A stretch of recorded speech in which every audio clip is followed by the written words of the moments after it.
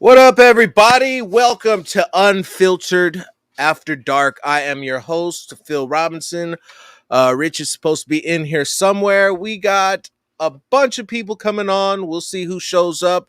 Sup, everybody? Welcome once again. We're on the eve of this playoff game, and I'm pumped. I am pumped. Cannot wait. Cannot wait. Farmer traded by net. Framer, excuse me. That's what's up.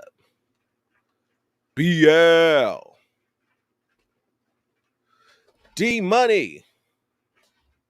What's happening, play? Rich, what the fees are you doing, homie? Just gonna hang out for what's up, Raider Q? Gonna hang out for a couple minutes, wait for everybody to get in. I'm sure everybody still can't believe that I'm starting at 8 o'clock. Beer of choice today is Newcastle Ale. Can we see it? Brown Ale. So we're keeping all our liquors the same color and consistency. Ooh, no, let's not break that. Ba, ba, ba, ba, ba. One day we'll get our people in here. In any case, how's everybody feeling about the game today? Or the game tomorrow, I should say. I'm pumped. Said that already. Talking in riddles, speaking over again. Doesn't really matter. Doesn't really matter. Tomorrow is going to be an exciting day. A very exciting day. Very playoffs, baby. Playoffs. Good. Hey, I appreciate that, D Money. Appreciate that. Now maybe I can actually get the guy who's supposed to be in here. Let's see.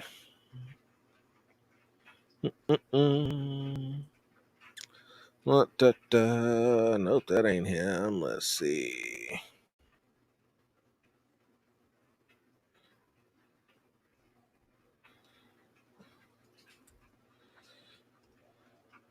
Maybe now he'll get in. Maybe, just maybe. Playoffs? What's up, Dre? Linnell? Kenyatta? Fabrizio? I think our offense is better. We'll get into that. We're definitely gonna get into that. Right on, Kev. Appreciate you. I know Andy's still doing this thing. Shout out to Raiders Football Talk. Congratulations on him hitting 3,000 subscribers. All love around here on the Unfiltered Truth. Trying to get back to that mantra. Got love for everybody. All opinions welcome. Andy's one of my guys, and it. I love it. I love it. So while you guys are over here, so pull up, see what's going on. Let me know. Uh this game is going to be huge. This game means so much to so many people for so many different reasons. There are people winning to secure a job. There are people winning. The Raiders got Madden on their side, want to win for Madden. They're finally playing for each other. It's a beautiful thing. There's a lot of things going on, and the fact that the Raiders are back in the playoffs is something that we can all be proud of. Over the course of the last couple of years, there's been a huge, great divide, and that was really behind a player. And right now, none of that matters.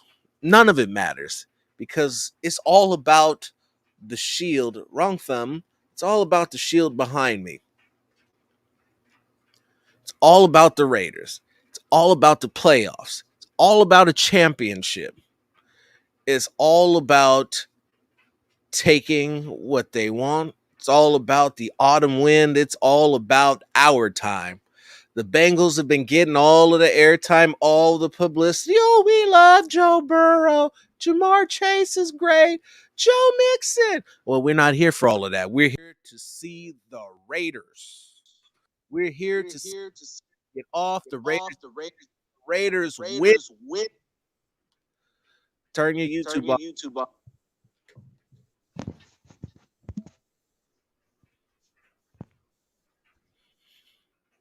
And he's gone. Poof, just like that. Appreciate that, Prez. I got two of them, little babies. What's up? I don't have a train whistle. What are you doing, son?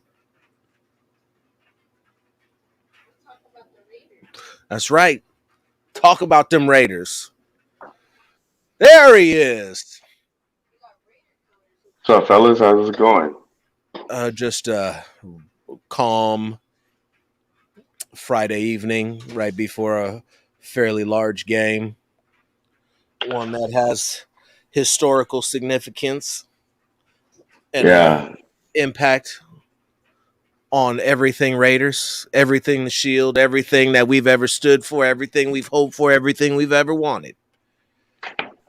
It's right. time to turn some dreams into nightmares. That's right. Said for the team that wouldn't stay dead, come back like zombies and just keep gnawing and clawing until there was nothing left.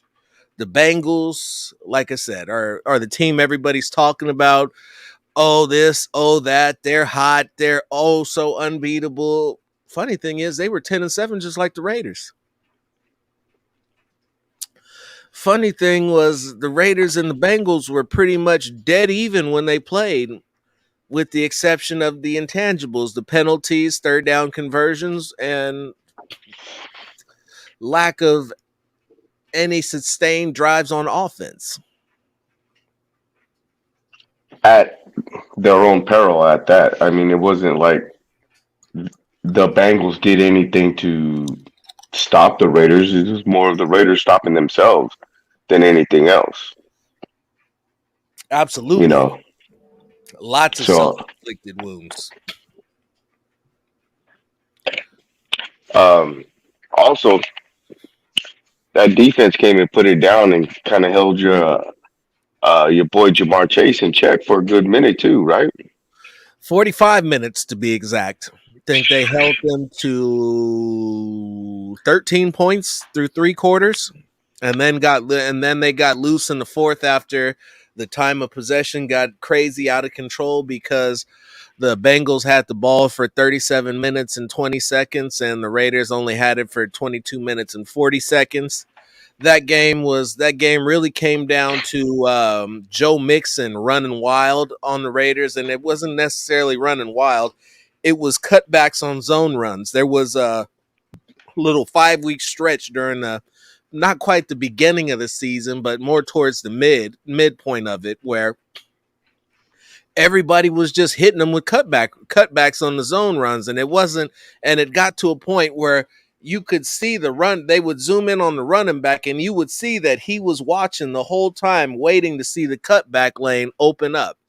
And in the 4-2-5 defense that they were running, which they actually haven't run as much of as they were, Right, it was once you clear set that back linebacker up to get blocked, there was nobody over there. right. Yeah. I mean, they've been running what a 7-man front now. I mean, three linebackers, right? And was that a 4-3 over, right? Kind of a 34 hybrid look. That's what it looks like. It looks like it looks like 3-4 to the untrained eye. It actually is more of a combo look between the two of them with the 4-3 and the 3-4. But it more importantly, it's What up, working. Q? Right, It's working, and it's working, and they should keep it rolling. That's right, BK. The Colts were unbeatable. And then the Chargers had the greatest roster in the history of pro sports.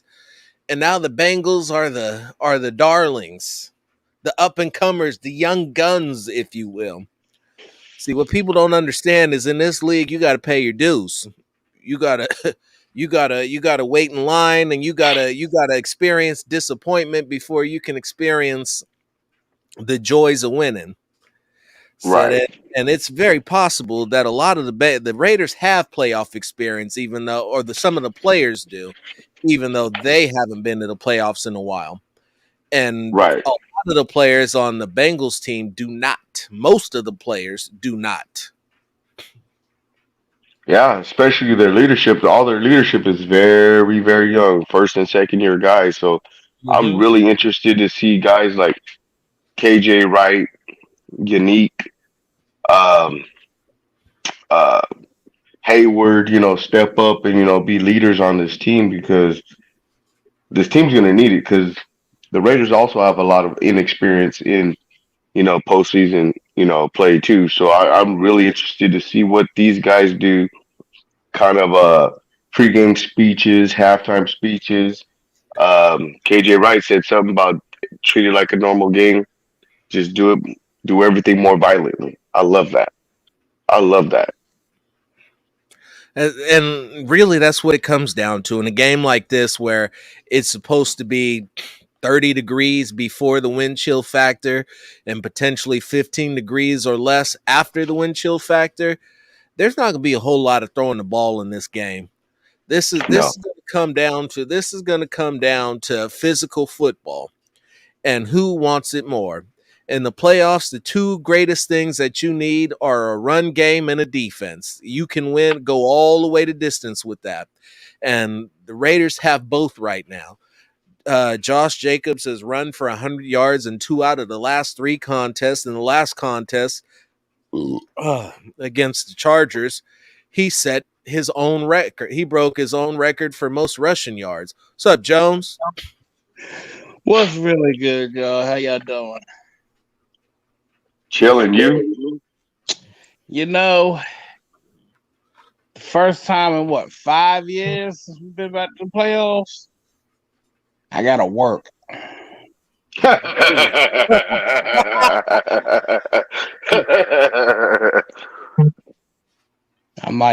I'm feeling this shit. I'm like, no. I was like, oh, maybe it only gotta be 5 hours. Yeah, we're gonna need you to work about 13. Wait, what? 13. Oh shit! You starting at midnight or what? Nah, man. So 6 a.m. to 7.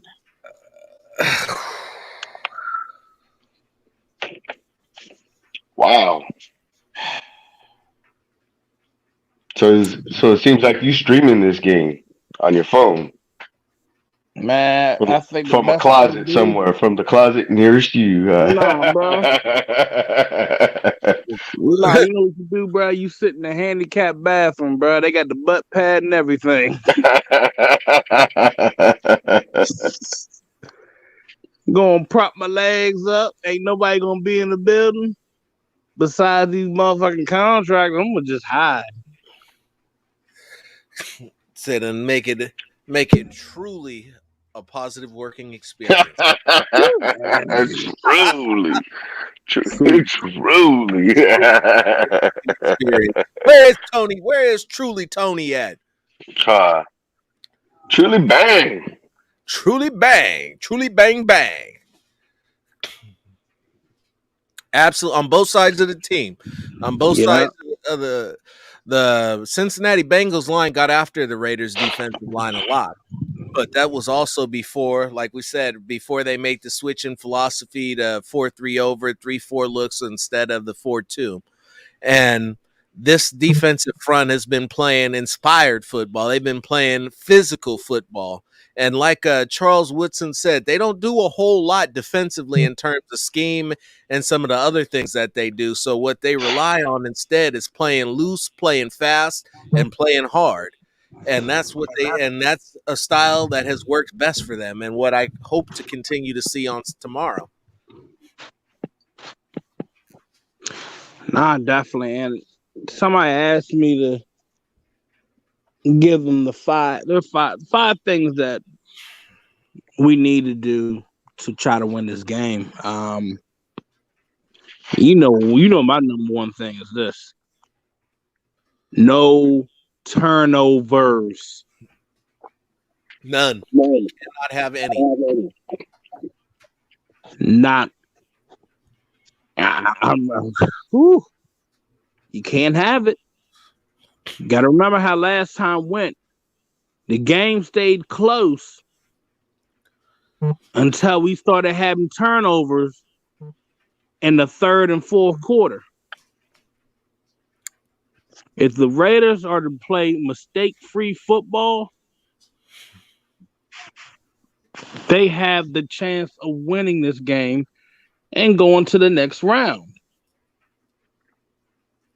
Absolutely. And what I can say in this particular win streak that they've been on recently is that they've minimized the mistakes every single week.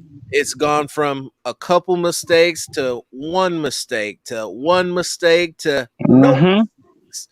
And they've got what you've been seeing is exactly what you want to see in head at this time of year. Your team is getting better as they go along heading into the playoffs. And I don't quite think they've peaked yet. They're getting pretty close. They are getting pretty close. They've played about 50 minutes of complete football. They are pretty close to peaking. And it's definitely at the right time. I've said it before. This matchup against the Bengals is probably the best matchup for them in the entire playoffs. Yeah. I don't believe Cincinnati is going to be able to show them anything that they're not capable of dealing with. Nobody has been able to beat the Raiders over the top in the passing game but the Chiefs, and nobody has beat them on the ground except for Joe Mixon. Joe Mixon, and Austin Eckler and Jonathan Taylor are the only three running backs who've broken 100 yards on the Raiders defense this season. Yep. But also too with the Kansas City Chiefs, they had to stay really patient. They weren't going over the top. They were taking 3 yards, 5 yards, 3 yards, 5 yards, 7 yards. They were taking whatever they can get until they were able to break it open. And I don't see this young receiving core and quarterback being that patient and waiting that long to break it open the top of this defense. So I'm really interested to see some. I might dare to say this, some interceptions on tomorrow because it's bound to happen. They come in bunches. Yes, they do. Yeah. And so do sacks. And it's important that you said that about have the time to wait to take the top off the defense. This defensive line, to a man, is getting it done at every single position. You've seen Quentin Jefferson get sacks. You've seen Crosby and Ngakoue make it happen. Solomon Thomas has made his presence felt. And from what I saw most recently, Jonathan Hankins is back at practice and poised to come back and play in this football game. So they're continuing to get stronger as they go along. People are coming back. Guys are getting healthy. Guys are playing better. They're executing and they're minimizing mistakes. These are all positive trends heading into the most important game that they've played in years. Nah, definitely. And the one thing it sounds like is this: if our defense is basically able to be doing this, like, we can stop the run, we can, shut Burrows out in the passing game. It all comes down to your offense not going 3 and out. Your offense not settling for field goals when they should be scoring touchdowns. If you're gonna be looking to maintain a lead in this game and to just seal it away, you have to strike first. One thing that they did last week, got out there, strike first, got the score, got another score. See, that's what you need from this team. And there's going to be times where, like, okay, you hit a wall, you got to go 3 and out, you punt. That's normal. You can't be that unstoppable, and it's realistic. But when you're going, on third down, going like what? 1 for 7 or 2 for 12, you're not going 11, to win. all of that. You're not going to win at all. You're going to have struggles. And another thing that I noticed, you're basically going dual quarterbacks. You're using more Mariota when you should have been doing this a long time ago. A long time ago. But you Because see the now beauty. it makes things frustrating for a lot of the defenses because you don't know if Mariota's going to throw. You don't know if he's going to run. And then Derek Carr comes right back in like, oh, they don't know what they expect. So we either going to just run it right here. We're going to do a little play action. We're just going to open up everything. Boom. And you know what that is, Phil? And I'm glad that you brought that up because yes, they're running a dual quarterback system. They're doing what we've suggested that they do for a while, which is have all hands on deck. This is a playoff game. They need to have all hands on deck. There needs to not be a single play in the playbook that doesn't get opened up and looked at heading into this game. In the middle of this game, they are going to need to. I would like to say they're probably going to need to hit play action. And as much as we all hate the check downs, this is probably a game where the check downs are going to have the largest impact. The Bengals linebacking coverage is awful. Their pass coverage in the intermediate center of the field is awful. It's terrible. It's bad. That is one of the primary places to exploit and attack. And so they're going to need to be able to do that. They're going to need to be able to mix things up and remember what they did. Remember the games against the Chargers and the Colts. When you start having an effective run game and they start committing to stopping the run, that's when you got to go to the play action. Don't wait a quarter and a half. Save it for maybe the last 5 minutes in the fourth quarter. You have to use everything at your disposal. You don't want to be waiting to the end of the game trying to win with untimed downs and flags and all that other stuff. I'll take it when I can get it, don't get me wrong. But I want to see them go out, play clean football, execute, and beat. Let me say that again, and beat the Cincinnati Bengals at Paul Brown Stadium in the cold on their own damn field. Sebastian brought something up. Stop the run. Well, the best way to stop the run is you go up by 14 to 21 points. Run game's gone. And then Mm-hmm. make them one dimensional. And if once they become one dimensional, they play right into the hands and the strengths of the Raiders. They got to throw deep, they got to throw often, they got to throw quickly, and more importantly, the defensive line knows you ain't running the football. Oh yeah, and Sebastian, I agree. DC, prove them haters wrong. Shut me the fuck up, please, please. I Mm-hmm. mean, go out there and dominate. Go out there and dominate. Cold and You know, That's all we asked for. please. I Take agree with you, Sebastian. Pedro and slap him around a couple of times and make him say Derek Carr is great. I'd Hmm. see that, but Hey, but hey, I got a big old crow in the refrigerator. I'm ready to barbecue that bitch up. Let's go. you know what I'm Let's saying? go. See, got a little salt and pepper for it, ready to eat him up. Hmm. But we are all united in this playoff push. This is an improbable run. It goes without saying how much they've had to go through with the coaches, the players, refinding themselves because this team that you're seeing right now isn't the same team that started the season 5-0. They're doing it in a completely different manner. They're not going spread offense and chucking the ball all over the field. You're seeing power running, game managing, and defense. I would love to see some more power running lot earlier in the game. It seems like they want to start off with that inside zone, outside zone in the beginning of the game, and then work to a gap or power running system later in the game. I would love to see them start off with that. The run game really got supercharged once they went to that gap system. So the way that I think that it's mapping out, and I could be completely off base, but going with the slow, methodical approach of a way of thinking of a Greg Olson and some of these conservative football coaches, what remix? Bow, bow, bow, bow, bow, bow. Anyway, what we're Dun, dun, dun, dun, dun, dun. but what I think he's doing is he's trying to tire the defense out, soften them up a little bit so that in the end, when their hands are on their hips and they're breathing heavy, you can come straight downhill and just attack, attack, attack.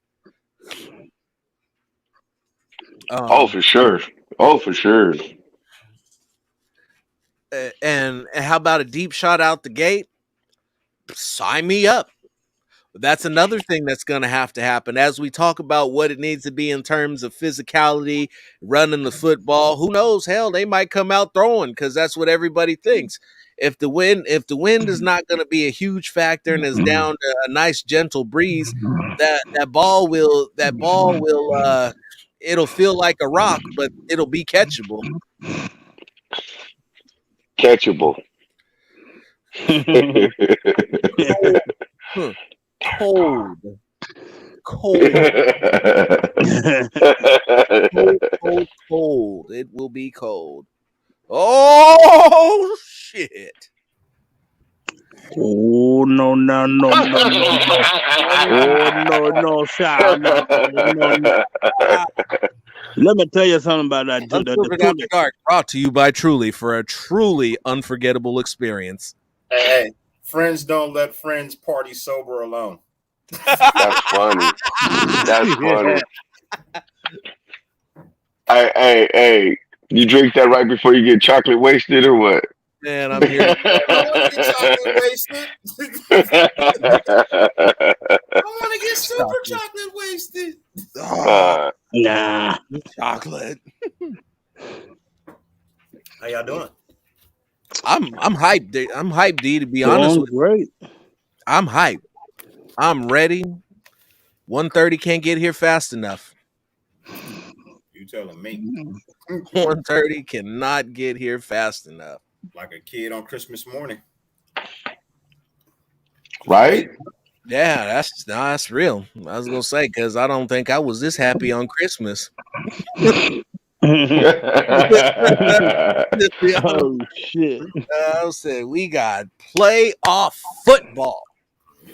No, I'm always happy on Christmas. I am too. I am too. Don't get me wrong, but this here is a little different. Yeah, it's definitely different because This here is a little different. Well, long time. Long time. Oh. So what you got? What's your keys to this game, D? You know what? I don't even want them to change the goddamn thing, bro. I don't want them to change shit. Like, if I'm being honest, bro. Just go out there and play the same football you've been playing the last 4 weeks, man. It'll take care of itself. The moment you start trying to flip things around and do this and do that, man, it just ends up not working in your favor, you know. So if right now, you know, we are playing that bend don't break, and we're bending and we're not breaking because we're winning. But you know what? Fuck it. If it's working, fuck it. Let it go. Let it go. Yeah. I feel like where we're at right now, the football that we're playing, if we just continue to keep playing it, bro, it'll win a Super Bowl because it's being played with more heart than everybody else. You know what I mean? It's being played with more intention than every other team. Like we're for real hungry, bro. Like we have, you know, when you go to Vegas and play, you know, you go play cards, you know what I mean? You play against the casino, bro. It's multiple decks in there. You know what I mean? It's not just one deck. Well, we're just like that in the NFL. You know what I mean? We're sitting down to play cards, bro, but it's fucking multiple decks stacked. You know what I mean? And the rest of the NFL is playing with one fucking deck. We're playing with 5. So just roll with what we got, you know, and let it go. No, I honestly I believe everybody here on this panel right now is of the same mind as you. I don't with the brand of football that they're playing now is working for them. They're playing cohesively, they're executing, they're playing for their coach, they're playing for each other, they're playing for themselves, they're playing for their own pride, they're playing for John Madden. They're playing for the organization. Right now, what you've seen is 53 guys picking up everything that everything Raiders and carrying it on their backs at the same time. Yeah. I It's not think one this last game you also seen the offense and the defense sit there and complement each other on yes, both sides of the ball. And that's something we haven't seen all year from both sides of the ball. So rarely. I'm really excited about this game tomorrow. Bro, I'm beyond excited, bro. I'm for real, bro. I am beyond excited, but I'm trying to what I feel, I'm trying to kind of limit to continuously saying, you know what I mean? Like I don't want to continuously say what I said in the beginning, you know what I mean? I said it like 3 times already. I think I'm gonna leave it at that, but I see us down the line playing a team from the East Coast that we have a history with for the AFC Championship In Las Vegas. in Las Vegas. In Las Vegas. In Las Vegas. I think somebody makes a run at it for their final season, but they fall short in the end. Keeps that, what is it, 0-5, Make them extends that 0-5, 0-6. He's 0-5 against us at home, so it'll be 0-6. We're the only team he has not beaten in his NFL career at home in their home stadium. Right. I think that, and it's funny that you bring that up, because in the press conference that I see, we're talking about that particular game. For those who don't understand, it's the Steelers and the Chiefs, and we're talking about Big Ben and Big Ben's last ride. And you look at how the Steelers snuck into the playoffs off of the Raiders' generosity, and it would be just true NFL theater Truly. for it to be the Raiders and the Steelers in the AFC Championship in Las Vegas, the year that John Madden died. For all the history that the Steelers and the Raiders had with John Madden and Al Davis, it would truly be something special to see them go to the AFC Championship, and one of the two of them, Raiders, represent the AFC. Now, I called it in the beginning of the season. Actually, before even preseason, I'm gonna need to see some receipts. I said Super Bowl will be Dallas and Las Vegas. That's what I called for the Super Bowl before the season started. Dallas and Las Vegas. And the media, I think the NFL had a script for Buccaneers, Patriots. I think they had that script out, you know what I mean? So-called script that people say the NFL was scripted. I think they may have had a script out for New England and Tampa Bay. But I think after that Thanksgiving Day game, I think they went back to the board and rewrote that shit. What's up, Mile High?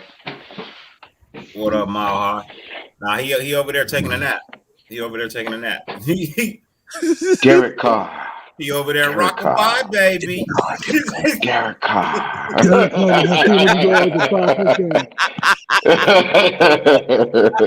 I was waiting to do that shit, bro. This motherfucker.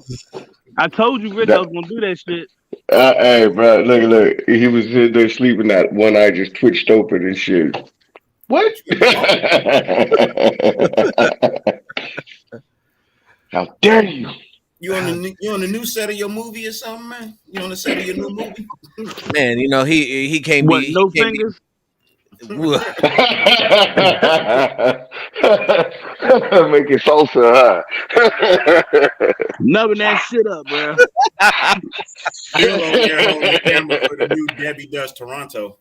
Oh man, bro, why you fisting salsa? Twisting and grinding. Hey man, don't be cutting Twisting off and your grinding. fingers to be making knuckle salsa, bro. Hey, Hey, look. This you is the drinking funniest shit, bro. truly behind the scenes. I'm about to truly tell y'all what the fuck thing I got to do tomorrow. We gonna be on the fucking roof tomorrow, my fucking building, Ew. on the fucking 19th floor. Uh-oh. Watching these motherfuckers bring this fucking. They bringing some shit up on the fucking roof. And if I watch one of these motherfuckers get taken by that motherfucking wind, I'm gonna say, this was truly tragic. That's tragic. Y'all gonna be like, damn, y'all see that big motherfucker get taken by that wind? God damn. Look at them go. You gotta keep an unopened Trulies on you just in case that happens. Just in case. Do your commercial real quick, you pop the top and then you pour a little bit over the side. The nigga I'm gonna be sitting my ass down like, damn. That wind was so powerful, it lifted up a 300-pound man and took him. Or straight over that edge. Y'all don't stop for wind advisories? They're supposed to, but you know motherfuckers don't give a fuck no more. Truly don't care. Because it's supposed to be what? So tomorrow morning, it's supposed to be what, 15 degrees? Whew. The high is going to be about 25. 19 stories up. What are you bringing up? A heater or air conditioner? If you're an air conditioner, fuck that. It's 13 degrees. You don't need no goddamn air. It's already cold, bitch. Turn that off. To keep you warm. You better crack one of these windows.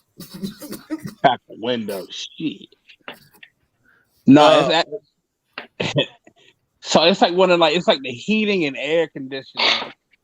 I'm like, what the fuck, bro? I'm like, man, look, y'all can get somebody else do this shit.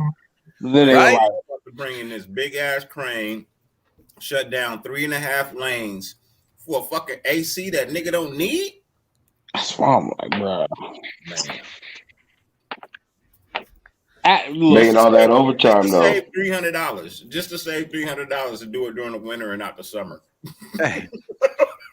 You know, that's how motherfuckers be. They be like, yeah, we're gonna do it right now. So you guys are gonna be out here freezing with the contractors, but you know what? Hey, we appreciate it. I'm calling my union and being like, you can kiss my ass. Shit. Like, y'all know the playoffs on right now. You got me twisted and confused. Hey, look, right? You get blown off the roof saying, kiss my ass. Never. Yeah, Truly. Hey, bro, look. Hey, look. I looked at that edge, bro. I was like, look, if I had one of those moments, bro, so it's a balcony on the 18th floor. I was like, shit. It's like, what the fuck moment happened? At least let me roll my ass towards the balcony. I'll take that L, be like laying there like Peter Griffin saying, Not me, bro. I'm putting on the safety harness with the chain. Parachute, all of that.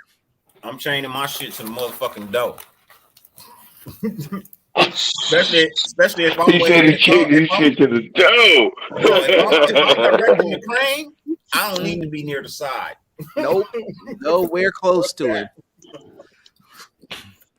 So then, I have this problem when I'm getting up there at about past the 10th floor. When you start walking towards the edge of things, I be looking down and remember, I can't fly. Not at all. Not even a little bit. Thank God the snowstorm is Sunday, because if we were going up there tomorrow and it was snowing, oh hell no, bro. Hell no. It has that little the tile's got like the rubber tile, like you can walk on that shit. Oh no, Imagine that shit freezing up with ice, motherfucker. You be slipping and sliding. bruh, no way on earth would I be walking out on on nobody's roof in a snowstorm. Oh shit, I ain't walking out there. I wouldn't Hey, be that's out one of there. them. Period. I don't think I'd open the door to the top floor. I'd be looking at that. That'd be about the farthest I got to it. I'd be like, "Oh well, that was cool. It's time to turn around, and head on back downstairs." This Standing in dumbass the at work. doorway. Talking Yeah, about. But look, my dumbass coworker gonna say, I'm gonna get a parachute. I said, all right, motherfucker. You know all what? right. Just for the hell of it, I'm gonna poke some holes through that shit, see what happens. Damn. This nigga gonna come to work with a Walmart bag talking about a parachute. Come out with pulling one of them old prison parachutes with the bed sheets. Nigga gonna come to work with an umbrella talking about I just watched Mary Poppins. Nigga, if you don't get the fuck out of here. Looking like a Nah, fucking goddamn army man and shit. Man, bruh. you Bear Grylls and shit up in this motherfucker. That motherfucker gonna take the blue tarp that he be putting on his damn car, bruh. Oh, Fuck that. hell. Yeah, I'm sorry. I'm taking PTO that day. I'm Uh, taking PTO. I'm sick. I'm I'm lying sick. about COVID. Fuck it. I got it. I Hey, can't I'm make calling. it I'm today. calling like 2 hours before. Like, man, you Yeah. never guess what happened, bro. I was on Never. my way to work, stepped out the front door and cracked my ass. Man, I'm good. I ain't coming in. I ain't doing it. I'm on my Fucking way broke to the my hip hospital and right shit. Broke my hip. I'm now. fucked I up. fractured my Hey, coccyx. I can't So come to work. look, it's so fucking hard. You can't even say, oh, I got COVID. I'm not gonna make it. These motherfuckers done wore that shit out so bad. I'm gonna tell you about my fucking coworker. Motherfucker wore that shit out so bad. They caught her ass walking at the damn store. They're like, hold on, we thought you had COVID. This bitch shopping. I said, God, I can't never give you motherfuckers.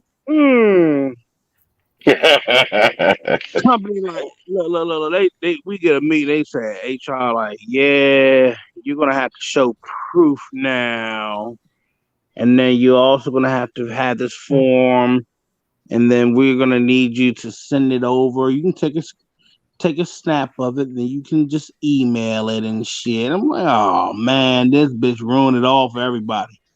Mm-hmm. Hey, Be off for a whole there's fucking always week. that one person though. Yep. There's always that Somebody, one person got to fuck it up for everybody. All you had to do was stay at home and chill, but no, you decided you wanted to go out and do some extra. and bruh, like We're gonna see you. I Yeah, was like you got to leave town if you gonna pull something like that. You gotta go. You gotta be like cross the country somewhere on vacation to pull that bitch off. Now, like, didn't bruh, I ask for out of town shooters?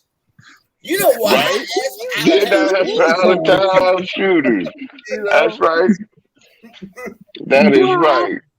yo, it was like wild as shit because they're like, yeah, man, we might have her out for about a week or two. Cause during this time, like, look, federal government, they're like, look, you out and shit, bro. They're gonna have you paid. You gonna be out, just gonna be out until everybody's good, everybody's negative, and you can come on back. This motherfucker, mind you, when you in that downtown DC and shit, like, bruh, those malls and shit, like those like you go right in the building, like, oh shit, it's like a whole fucking mall inside and shit. Walk on in, blah blah blah. Fucking project manager walking to one of the places. I think it was a fucking Smoothie King and shit, right across the street. Oh She heck, loud as fuck with a whole bunch of bags from I think what was it, Macy's or some shit like that. I was like, this dumb bitch. Bitch then went in here and maxed out her Macy's card. She look. So I got a loophole to this shit. If you ever had to do a COVID test, just keep the motherfucking paper that they originally gave you Just don't show the date. Just show the paper. But no, this dumb bitch. She just look. Now I gotta do all this extra shit, but her ass to ruin it for everybody. Mm-hmm. Always got to be. Ruined. Always got to be that one. Always that one. And she the main one crying in this group chat. Oh, how long I gotta be here? I'm like, bitch, you know what? I had to leave your ass on the motherfucking roof. I would. With a Walmart bag, right? At this point in time, you even letting you come in. Should be thanking, yeah, that's real. You should be thanking us that you even coming in. Shit. Right. If you were in Cali, you'd be fired. Man, I'm here to tell you. So it And was paying back that money you got paid for being out on. So it was funny as shit, bro, because she managed to like finesse out of it. But I think they were just like after her shit, they were like, yeah, nah, man, we need more proof. Well, I went and maxed out my card because I thought I was gonna die. So here's the funny thing. Here's the M. Night life on my way out. I needed to make sure that I was Phil. Here's the M. Night Shyamalan twist to it. The M. Night Shyamalan twist, bruh. She has an identical twin. Man, really? You fucking going there? Identical. So now we know it was her, but she said it was her twin. And the PM's like, oh, you're full of shit, blah, blah, blah. That's where he fucked up at because he should have never said it like that. Mm-hmm. And she took a photo side by side with her twin, and they were like, oh. Uh-oh. And they were like, well, we want to apologize. Oh, no. But they already knew, like, this motherfucker reaping the benefits off this shit. Because there ain't no motherfucker that, like, the way she was calling this shit, like, they didn't call COVID. I'm not feeling good. It might be COVID. I feel a slight tingle in my throat. I was about to say something wrong, but they said, oh, it could be COVID. Shit. I was like, this bitch had it. I was like, damn. And you can't tell them apart. That's why they're identical. Like, no, I mean to the point. Like, you know how Mr. Smith in the fucking Matrix Reloaded was like cloning himself and shit? It was down to the par right there, man. Usually with an identical twin, there's always one slight. There's always a slight flaw that you can tell that there's a difference between the two. So is that two fine twins or two ugly ass people taking up space in the world? Look like two great big ass Christmas hams. fucking Ugg and Lee. Two 2 tons of fun. Two attractive twins. I love attractive twins. So it's like, who don't love some attractive twins? Motherfucker, there's two. I was like, what the hell? I was like, put me on with your sister. She got a man. I don't know, son. Put me on. What's up with you? What's up with you? I said, you take her man, you take her man, and I take your sister. I said, hey, let me show her the spot of 2 Wild Banana. They was like, what's the spot of 2 Wild Banana? Would you like to find out? This motherfucker had to go for the spot of Y2 banana. My spot of Y2 banana. Brought to you by Trudy's. So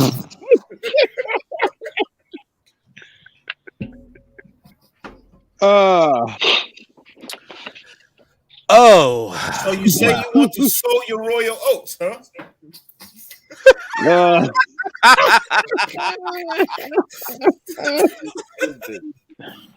Oh shit! Yeah, man. Hey, you know what I should do, bro? Y'all know the video that I always do after a fucking win, right? Well, the next day I'd be like, "You poverty ass franchises. Good morning, peasants. Fuck it. You know what? So basically, like I said, it's like 19 floors on. You get to the roof and shit. It's so damn tall. You can see the fucking monument. You can see the Capitol building and see the fucking White House and shit. Like you can see all the fucking even something like the what? It was like those like other buildings with like fucking patio levels and shit. I'm like, man, you know what? I think I'm gonna upgrade the video tomorrow without falling off the ledge. That would definitely be a good move. I promise you. Hey, look, man. Yeah, you know what? I might just do that shit. You might do what?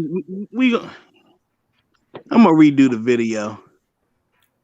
Why I got a feeling Phil sitting over there in a bubble bath talking to us, bro? This motherfucker with his eyes closed in a glass bubbly, sitting right next to candles. Got his Fritos hanging outside the bubbles and shit. got a bowl of strawberries and ice. Peeled about 4 dozen roses so he could leave that trail for himself. He got his avocado mask on. put the fucking the berries and shit in his hair and everything. And then he sprayed his head with stickum and then put rollers in it. This motherfucker said stickum. I'm done.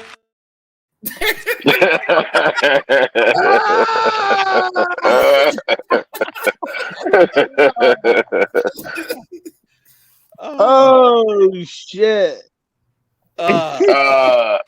Cucumbers over the eyes. I see you, Dre.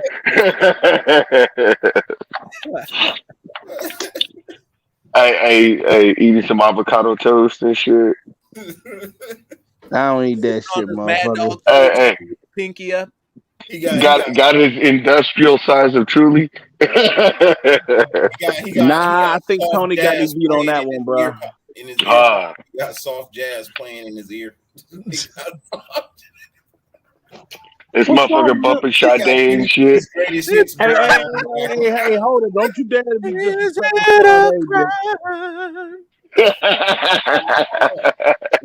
favorite song is Kenny G. This motherfucker got a robot with a big P, like Laverne and Shirley, but it's a big ass P. Oh man, what's up,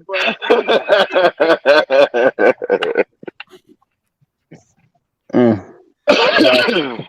Yo, wow. Killing him in the wild chilling in the tub, Seabass. Wow, chilling in the tub. Over there making farts so he can have a jacuzzi. Bubbles, look at the bubbles. It's the bubbles. This motherfucker, hey, he had to hit Taco Bell before he came home and shit. You saw he hit his microphone for mute the other minute, right? He was like, "My G.I. Joe is swimming underwater." I'm telling you guys, I wouldn't do that. I promise you. My G.I. Joe is swimming underwater. He ventured into the cave from which they came. And G.I. Joe got stuck. And G.I. Joe got stuck in the water.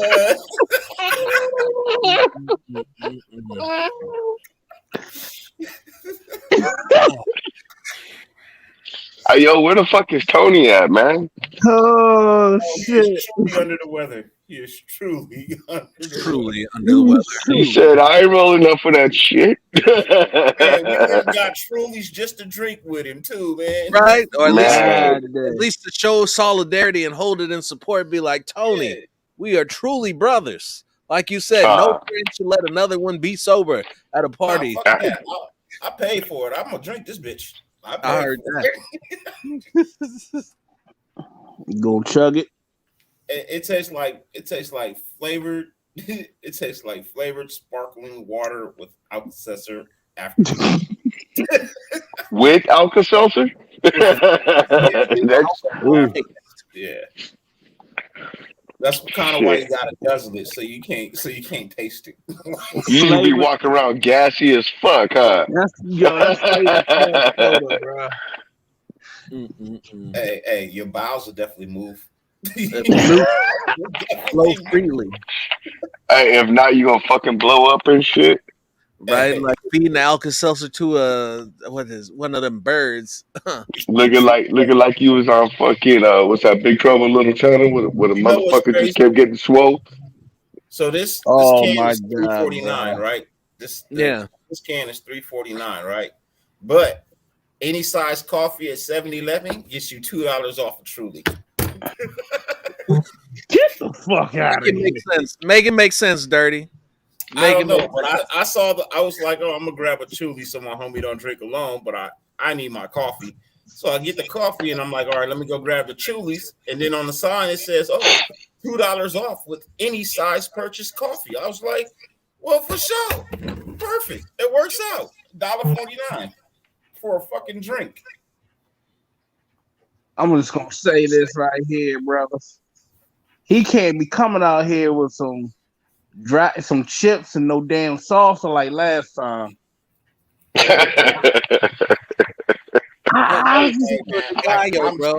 I'm still trying to figure out where they put lettuce and salsa at, but that's just me. Like I thought that was called a salad. I just thought that was called a salad. That sounded like gentrified salsa. What's up, Benjamin? Some gentrified salsa? That's that old salsa. That's some El Torito ass shit. El Torito ass shit. That's that salsa you go and get down in Berkeley at the farmer's market.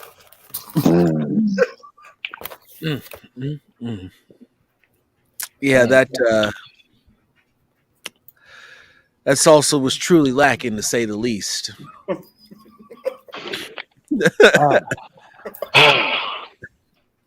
Said and that, when he was but real talk, when he said he was getting Mexican food in San Francisco, I pretty much knew what the score was. I was like, ugh. You can get a lot of things in San Francisco, and I've been and I was gonna say I can count on one hand the number of times I've gone for Mexican food out in San Francisco. So you can get some good seafood, you can get some good Italian food, pizzas, some Thai, Thai, deli, Asian, but some Mexican food, bro? Not in San Francisco. Like, really? Not even in the Mission District? I mean, you can get it, but it ain't no good. Yeah, I mean, shit, I'm asking questions.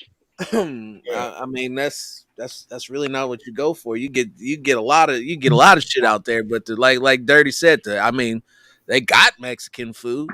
It ain't nothing right home. I mean, in Southern California, I mean, the nearest hood near you is where you go get some motherfucking Mexican food. They everywhere. Every fucking corner, fucking dirt lot, fucking let's go. Man. Shit, I pull up in a Super 8 supermarket parking lot and go to the dude with the Astro van. Yep. Oh yeah, with the cooler. Cooler in the steam pot in the back. Motherfucker with the Christmas lights hanging up. So yeah. And the cardboard sign. Mm-hmm. Got his wife and his 3 kids in the freezing cold. Yep, that's where I go. Slanging them tamales on. Slanging them motherfuckers. Dude. Getting tacos and she's selling roses, nigga. I'm right there, bro. Said, and the kid and the older son is on the other side selling fruit. Yep. Hey, the little taquera down the street, dude, she takes Venmo. She takes Zelle. She is with her shit, bro. Dude, That's right. you can order on fucking Instagram. Fucking, you just wow, it is Cause with it she now. played to And it's win the game. and it's all cashless, so she ain't gonna get got, or ain't nobody gonna catch her slipping. See, Mm-mm. Hey, hold on, you said you said outside of Super 8, right? Yeah, that's what he said. Yo. Speaking of hotels, Oh shit. I'm just coming to the conclusion now. They gonna need to move the Senior Bowl from out of Alabama, bro. I've came to that final decision. Oh, I'm looking at these damn hotels, and then I'm reading the reviews and shit. They said, "Don't believe the rating for this hotel." There were roaches pouring out of the walls. Oh, One of the roaches stood up and looked at me like he was ready to rob and shoot me. I said, "Nigga, what?" those are some bad roaches. And then it's like another review about this hotel with the roaches. Oh, two is all I would have needed to see. She One said would've the been bad damn roach. Nah, bro. She said she got out of the shower and she said the roach was like standing on his two hind little fucking antenna legs. Looking like machete and shit. He went stayed in Joe's apartment. Yeah, that's real. Yo. I'm like, bruh, how the fuck you got a comfort? They got a comfort inn, and the fucking sign got stolen by the roaches. I don't know who the fuck did that shit, bro. Who the fuck is still in Comfort Inn signs? That's what I want to know. What the fuck y'all doing out there in Alabama? We are truly man. having a lot of that tells you they bored as fuck, man. The next thing That's they want to do is lynch a nigga. I'm just saying, bro. Hey, bro. So look, they told me, they said, once you on I-65, don't go below that line. And I'm looking like below. I'm like, what's so bad about going below I-65 in this area? I'm like, oh, these hotels look nice. Shit, fuck this. I'm gonna try to stay there. And then somebody was like, yeah, I went to the restaurant right across the street, and one guy that looks like he hasn't been able to see his dick in 5 years, and there's another guy that looked like he's been in one of Quentin Tarantino's movies, especially in Django. Looked at me, and he came over there and said, "Boy, you look like one of them glistening boys. You smell like licorice. Delicious." What the fuck? I don't know what to say, bro. I'm fucking lost for words. You was gonna be in like 3 days. I'm gonna call up some guys and we gonna get real medieval. Right? And they let his ass go. He couldn't fit in the gimp suit. We got a real life episode of Pulp Fiction right here.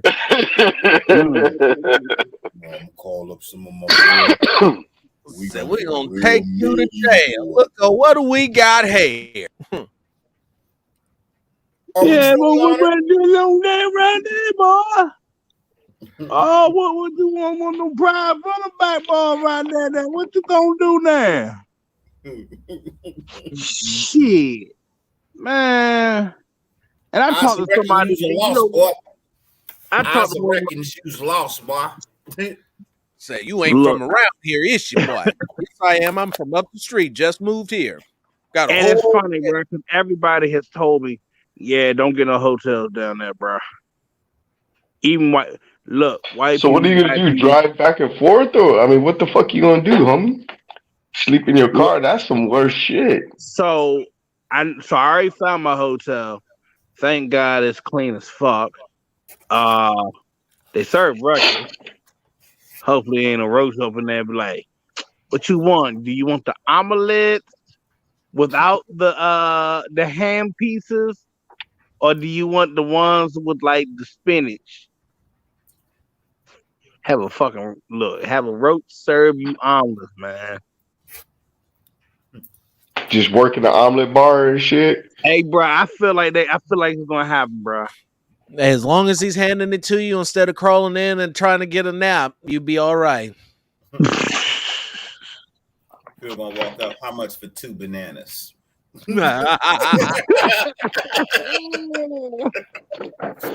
Motherfucker gonna run up talk about phone check, homie.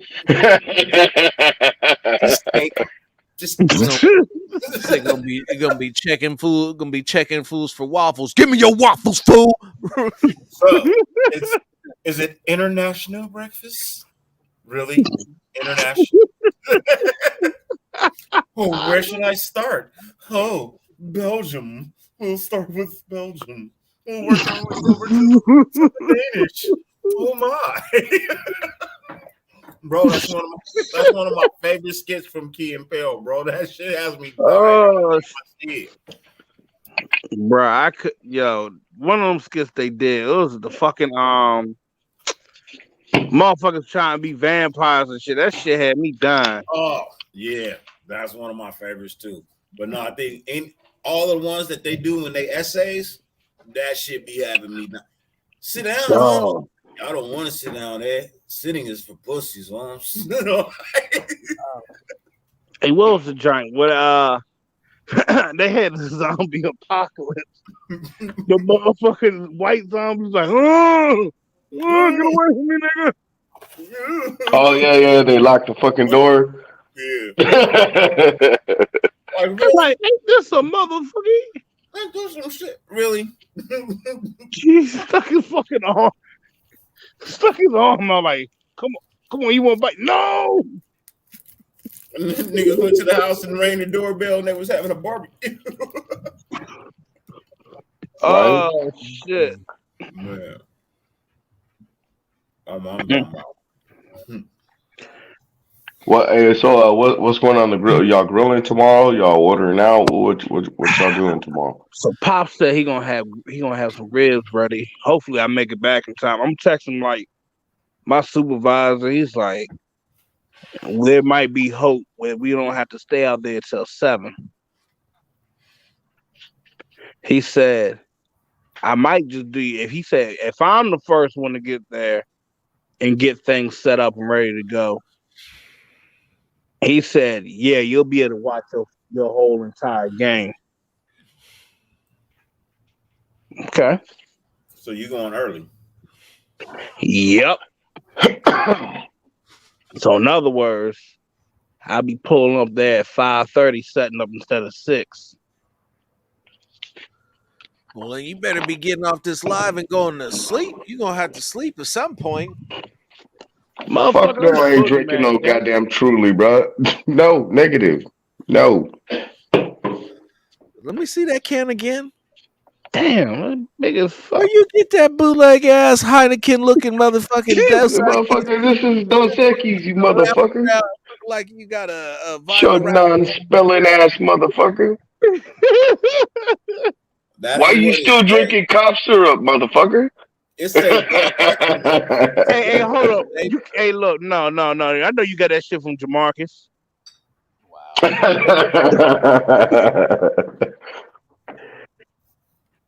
Truly.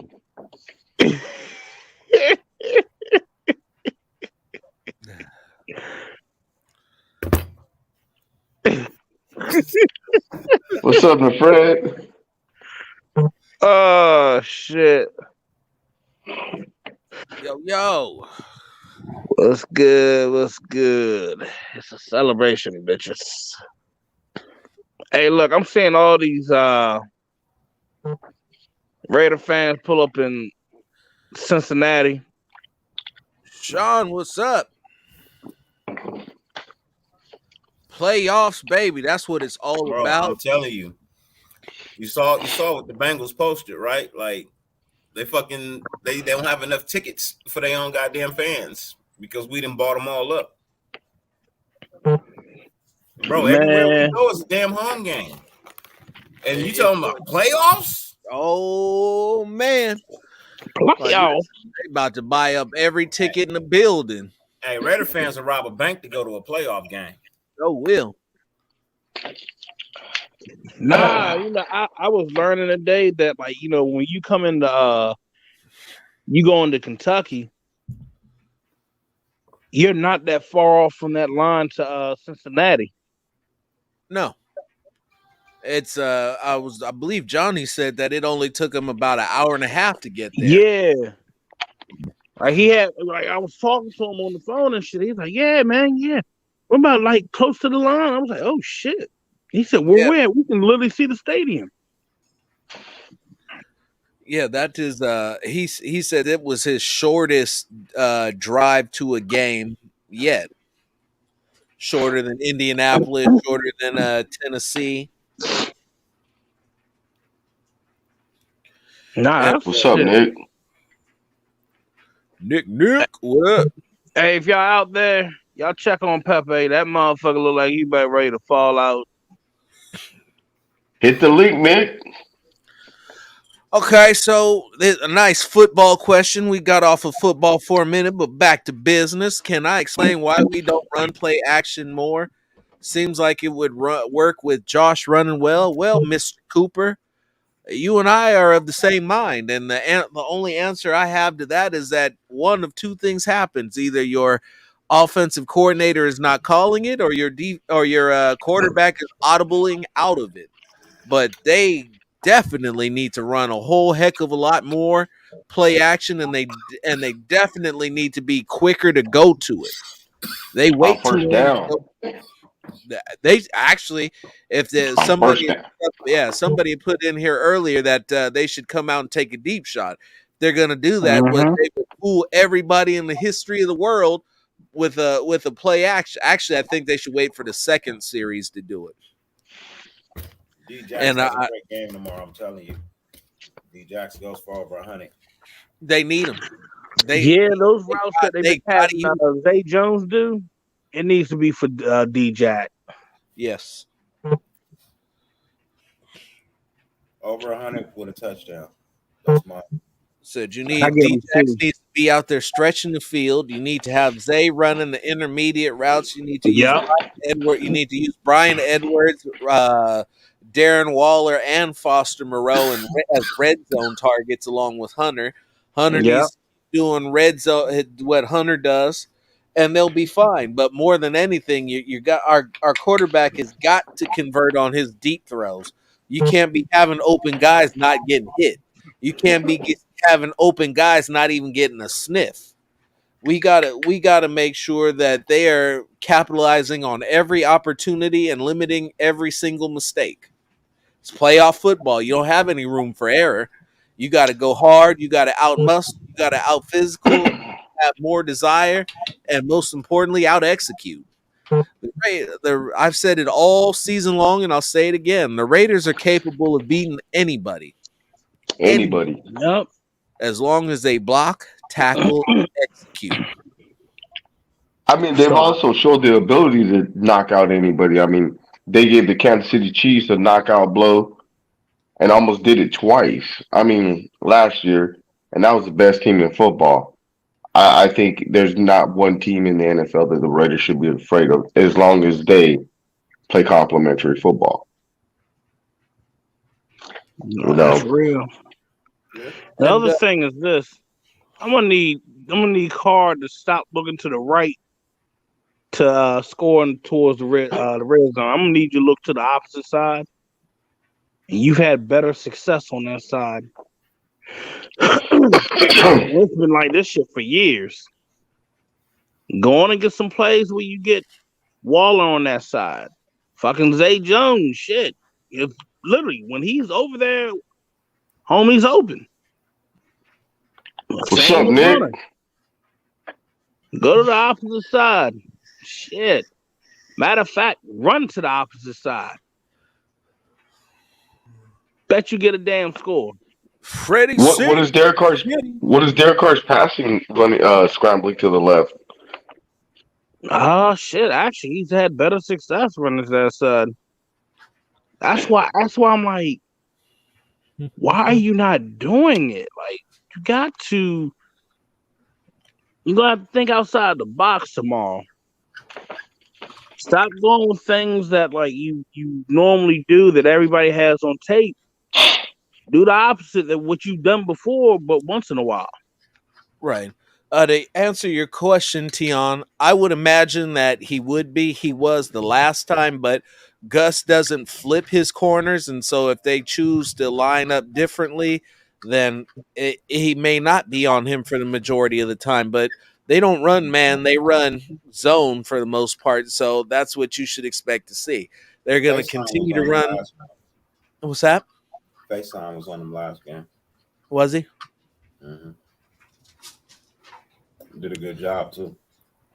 Yeah, so Zach Taylor's vertical style of offense plays into the Raiders' strength. He doesn't do a lot of things that beat cover three. He looks for unless he's getting them over the top and in corners. And a lot of times he likes to confuse the other teams with the formation and a couple route combinations, because most of the time when you see Jamar Chase running wide open, it was because of a coverage breakdown, which I don't understand how that works. But more often than not, that's really what it comes down to, was a coverage breakdown. Well, yeah. Well, FaceTime played him last time because he was on him last time because he's taller and faster than Casey Hayward. You know what I mean? So, yeah. And it actually ended up working in our favor because he had less than 100 yards receiving. You know, if I'm not mistaken, he had 37 yards. Yeah, 32. 32. 32 and a tug, right? Yeah. Yeah, but it was his worst game of the season.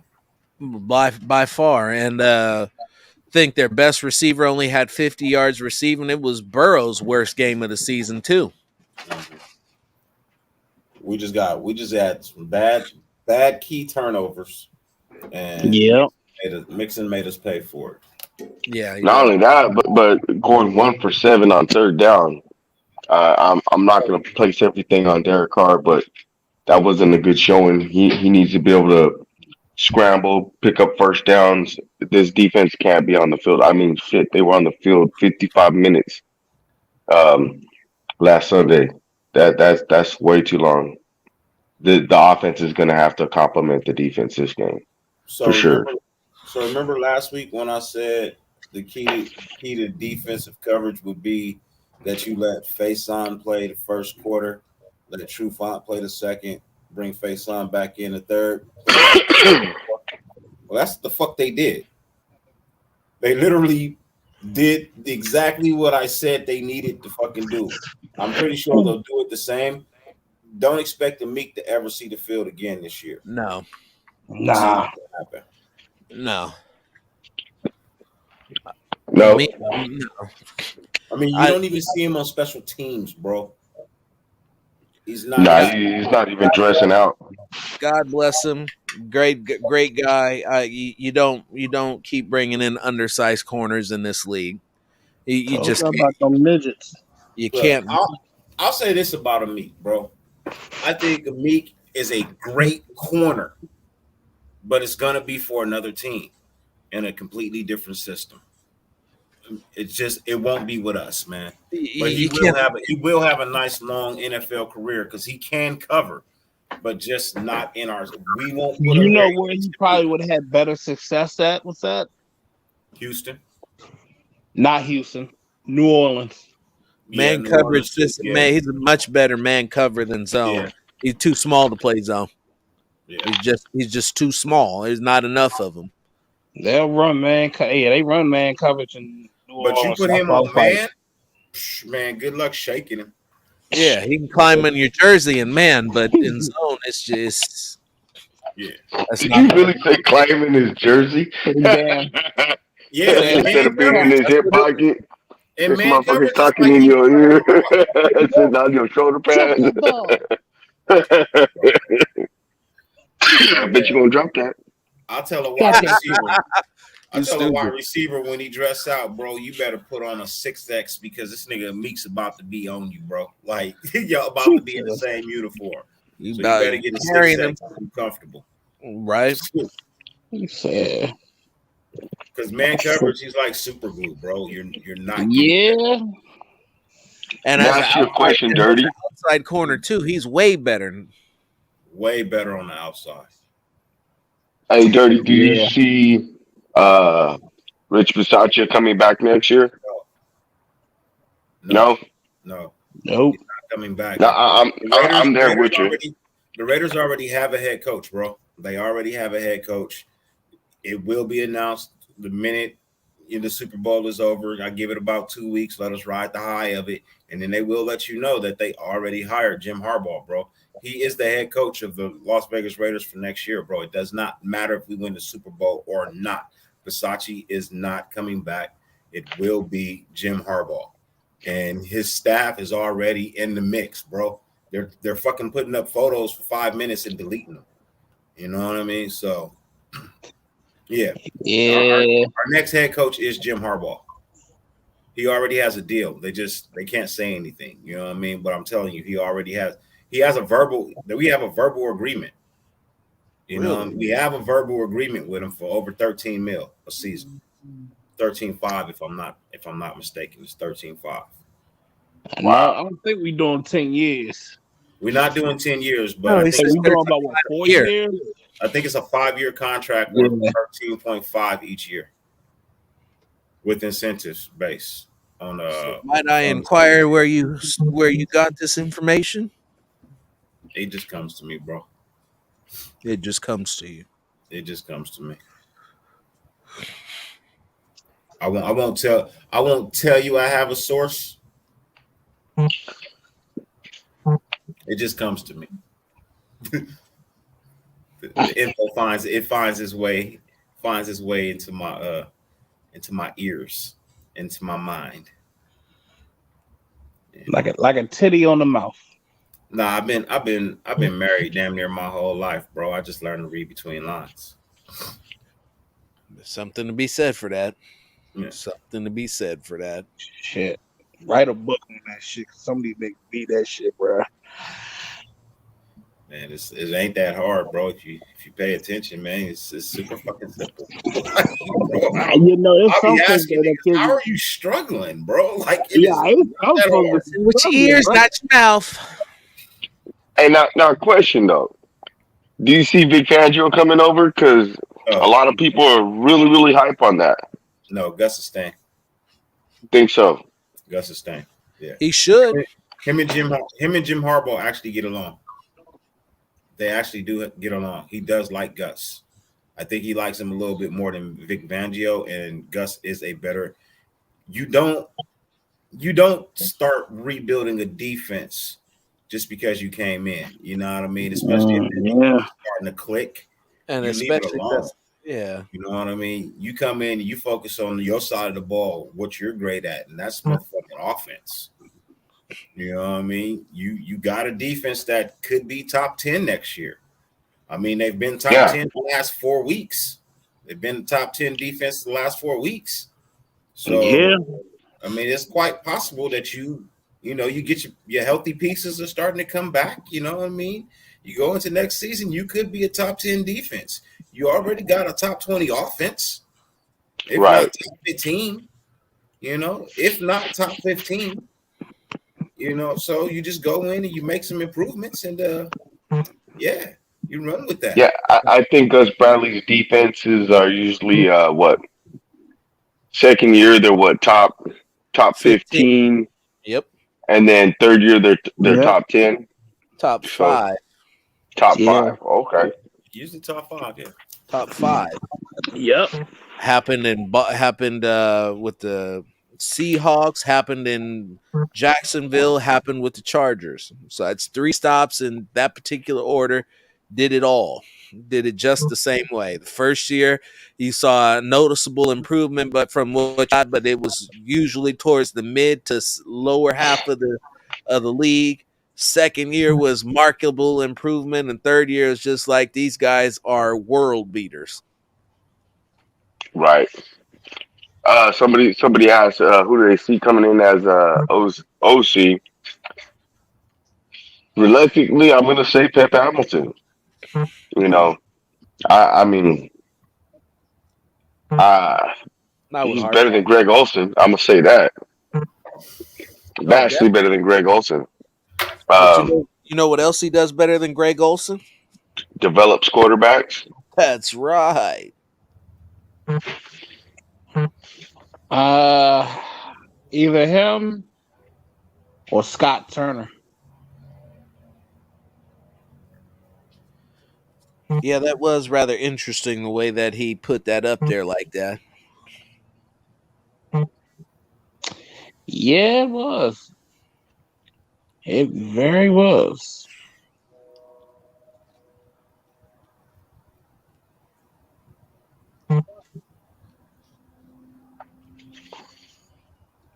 Yeah. Uh, So let me tell you guys where I'm at with this whole Harbaugh Rupert situation. I'll say this Buying once. khakis. I'll say this once because honestly, I'm not looking at the off season until the postseason has been completed. But I will say this: I was of the mind that it wouldn't work with Harbaugh. I was of the mind that his style of offense wasn't going to work. I was of the mind that him and Gruden are pretty much the same guy, more or less more or less a couple views on philosophy, but more they were pretty much the same guy with the same type of resume, the same type of charisma, and the same type a similar game plan. Um, yeah, the next offensive coordinator would be Scott Turner. however, how are the Raiders winning football games right now? Power run, rush, strong, stingy defense, and Yep. a game manager quarterback. And if that ain't hardball football, I don't know what is. Sorry, I didn't mean to interrupt. My bad. Oh, Apologize. it's all good. It's all good. Said we out here. It is truly all good. But no, Scott Turner will be the next OC of the Raiders. He will. He might be, but it'll be Thank Harbaugh's God. Get him out of offense. Washington, man. That's good. No, he 'Cause will I be felt the like they were next. holding him back. That's who Oh, Harbaugh's bringing with him. You guys wanted something young minded. The fans have been asking for something young minded, bro. He is killing over there in Washington, bro, with no talent, and his yeah. offense is killing with no talent, bro. Now, if they just bring back the running back coach, that would be real fucking nice. Something that I suggested. You bring her in, shit. I think would be great. Man, I'm telling you. I'm telling you, the offense that they're bringing to the Raiders next year, bro, is going to be a fucking beast. It's going to be everything that you asked for in the last 10, 15 years, man. It's going to be deep shots down the field. It's going to be Mariota packages. You know what I mean? It's going to be DC, you know, fucking slanging the ball. Uh, yeah, it's everything. I'm telling you, I got a feeling the offense that they're bringing to us next year is going to be everything you asked for. Hmm. And look for them to get D Adams, bro. Definitely look for them to get D Adams. And how are they going to accomplish that? The Packers are more likely than not going to franchise him. They are or they're not going to. They are most likely going to franchise him. Yeah. And he's more likely going to refuse that tag. He can refuse to tag all he wants. That doesn't mean that he's not going to get tagged. He doesn't have to No, cooperate with the tag. you can You you can know. you can not show up, bro. You can force Okay, your way out. you still got to give up a first and a third for him. We're not going to get him just. I'm not that big on that. You mean give up a first, give up a third, and then give him $25 million? That's But see, it's a yo, little too expensive for my taste. When you can sign Allen Robinson. Allen Robinson is not a D. Adams, though. I'd rather have Mike Williams before I take Allen Robinson. I'd rather have Mike Williams. But he's a free agent this year, too. Damn.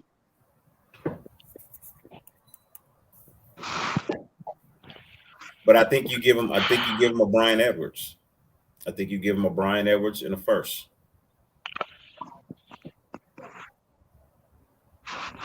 I don't know.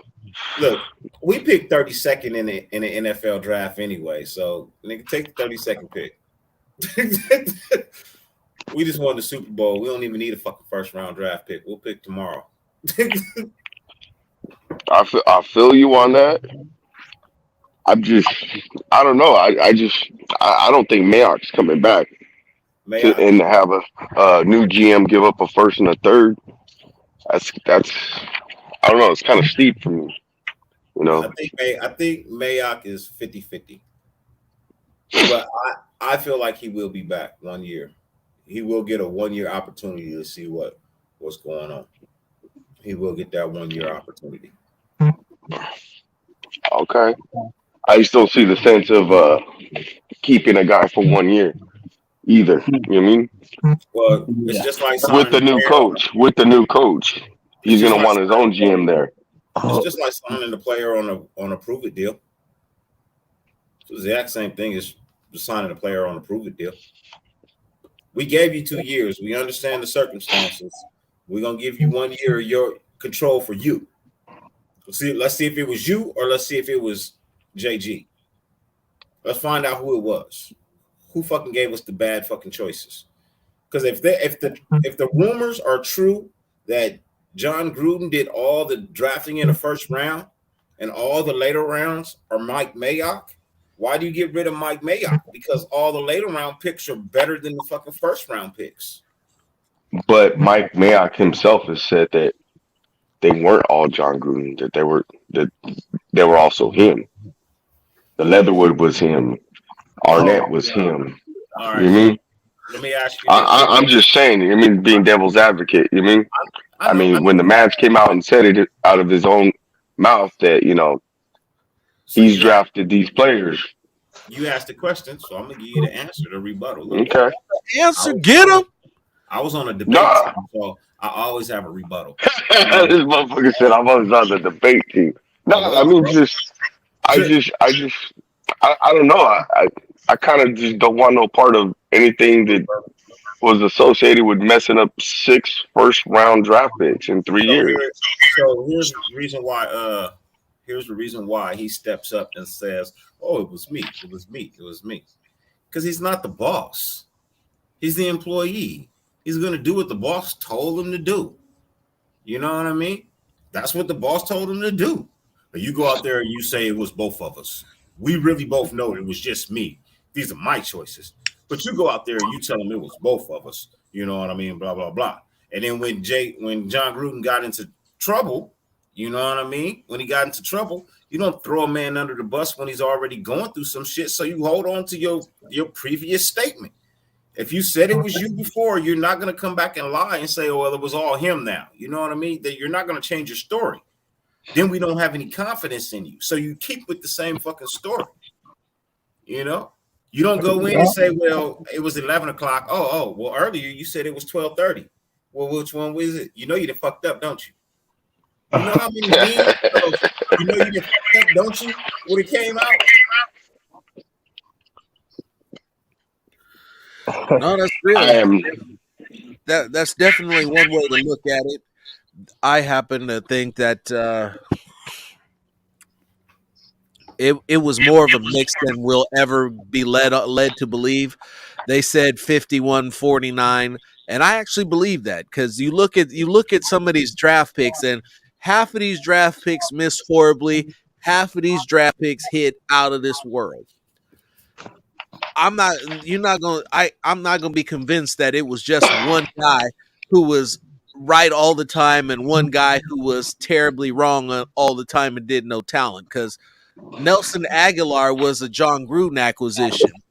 Nelson Aguilar was the best wide receiver we had on the team and was Carr's favorite guy.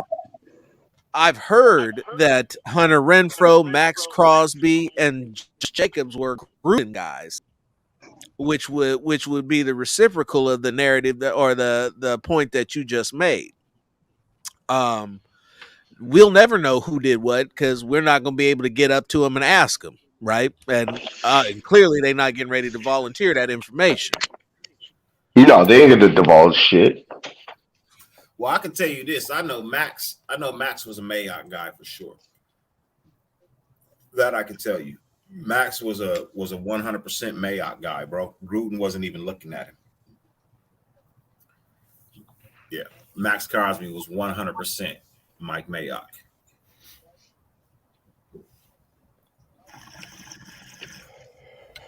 But that's just from my little birdie. That's just from the little birdie who flies around and drops a little wisdom on a brother every now and then. That's in between the lines, right? Yeah, look, one thing everybody who has a source will tell you is you never fucking tell anybody who your goddamn source is, bro. Never If I do. told you who it was, I wouldn't fucking have a source. Nope. Exactly. Because he'd be out of a job. Exactly. One of us with no shit. Exactly. Exactly. So I have a little birdie. You know what I mean? I got a little birdie that fly through every now and then, drop some knowledge on the player. You know, but who it is, I could never tell you. Who it is, I could never give you that. I could never tell you that info, bro. I'm not nigga you want to do a crime with, man, because I'll tell you, bro, I did it by myself. Right. It was just me. Well, the lady said it was 5 guys. I move hella fast. I move hella Hell fast. yeah. I got superpowers. You know what I'm saying? Rap 225,000 hours. Man. Yeah, so one of the reasons I always did dirt by myself anyway. You know what I mean? I don't need nobody telling me nothing. It be like that, Alan. It be like that, bruh. Nah, I wouldn't have to kill you, but my source would kill me because it'd be out of a job.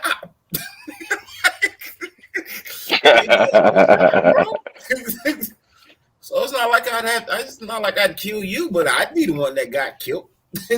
We like Dirty. We don't want Dirty to go nowhere. Right. But yeah, no. I mean, I got a source, and then at the same time, bro, I've been watching football for so long, bro. You can tell a story is what a story is. You know what I mean? You know, if you read multiple stories and you find a cohesive inside of, say you read 5 stories and you actually find a cohesive inside of those 5 stories, there's a lot of truth to that. You know what I mean? It's when you read 5 stories and all 5 contradict each other, bro, nobody knows anything. Right. You know, so it's called reading between the lines, and you learn that in relationships, bro. You learn to read between the lines. Like, yeah, a woman will never tell you what she really wants. You just have to figure that shit out. So when she says she wants to go out and eat, and you say where, she's like anywhere, it doesn't matter. You already fucked up. You already fucked up. Yeah, you already fucked up as soon as you say where. When she says where, when you say where, she says it doesn't matter. Do not mention a fucking restaurant. Don't ask no names. Just go, get in the car, drive, the both of you, to get something to eat, and you pull up to her favorite fucking restaurant because you cannot go wrong that way. sure you can. No, you can't. That's what she wants to eat. She's just not telling you. You know that. It's her favorite restaurant. I would refer you to somebody I know dear and close to my heart who's regularly defeated by the menu. Oh wow. Regularly defeated by the menu. Yeah, I can't go wrong pulling up to my wife's favorite restaurant, bro. Like that's jackpot for me. She said, "Look. So the favorite restaurant, the tried and true. There's a couple. I'm not gonna get into them over here, but there's a couple. But so I get what you're saying with that whole thing. But you know, I got the magic flipper. I'm gonna call her. So because you could be headed out one way, and then all of a sudden, I don't want that. And then we're right back. Then we've circled right back to that spot where Rich was saying it was like you already lost. You already lost. Man, so look, if the favorite restaurant don't work, the second backup option is the first restaurant y'all went to together on a date, and you pull up in that restaurant in that parking lot and said, I brought you here because I thought back this morning on all the years that you've made me so happy that I just wanted to come and celebrate at a restaurant that's dear to both of us. Well, you can't fucking go wrong with that. So I'll tell you how you go wrong with that. Hey man, you got problems over there if you're going wrong with that. The dietary habits changed from the start of the relationship to where we are now. And the dietary habits where we are now isn't supported by the restaurant that we met on the first date, which was Chevy's. Chevy's. So what are y'all, vegan now? Not me. Not me. Not me. Oh no. Oh no. So all of that shit that you just got through saying, that little light bulb went out, and now you feel where I'm at, bro. This motherfucker said Chevy's. Hey, so I would venture to tell you, bro, you can't possibly go wrong with a fucking salad bar. Well, they don't have them. Well, what I'm gonna do, I'm just gonna jump in the truck until she says, "Oh," and then pull into that motherfucking spot. I don't give a fuck if it's Cane's. I don't give a fuck what the fuck it is. I advise you to go to Walmart. Get yourself a cutting board, a sharp knife, and every fucking vegetable in the goddamn store, nigga. In a cookbook. So that brings us to our next portion of the program. Now you said he's making zoodles next, huh? Let me tell you something. There is very few things in life that me and my wife can't do. Going to Walmart is one of them. I don't know if you've ever been Walmart. Yes, I know. I don't know if you've ever been separated from your wife and lost in a store. And you know the store is not that damn big. You know every corner of the store. You know every aisle of the store. Yet you can walk around that motherfucker 10 times and not see her once. Is that deliberate? Is that deliberate or not? Honestly, sometimes that's how I be feeling. And I gotta check to make sure I got the keys. Otherwise, I might have to start walking. Bro, do you know I go to Walmart for a pick me up, bro? When I'm feeling down, I go to Walmart, bro, just to look at people and be like, you know what? I'm doing better than him. So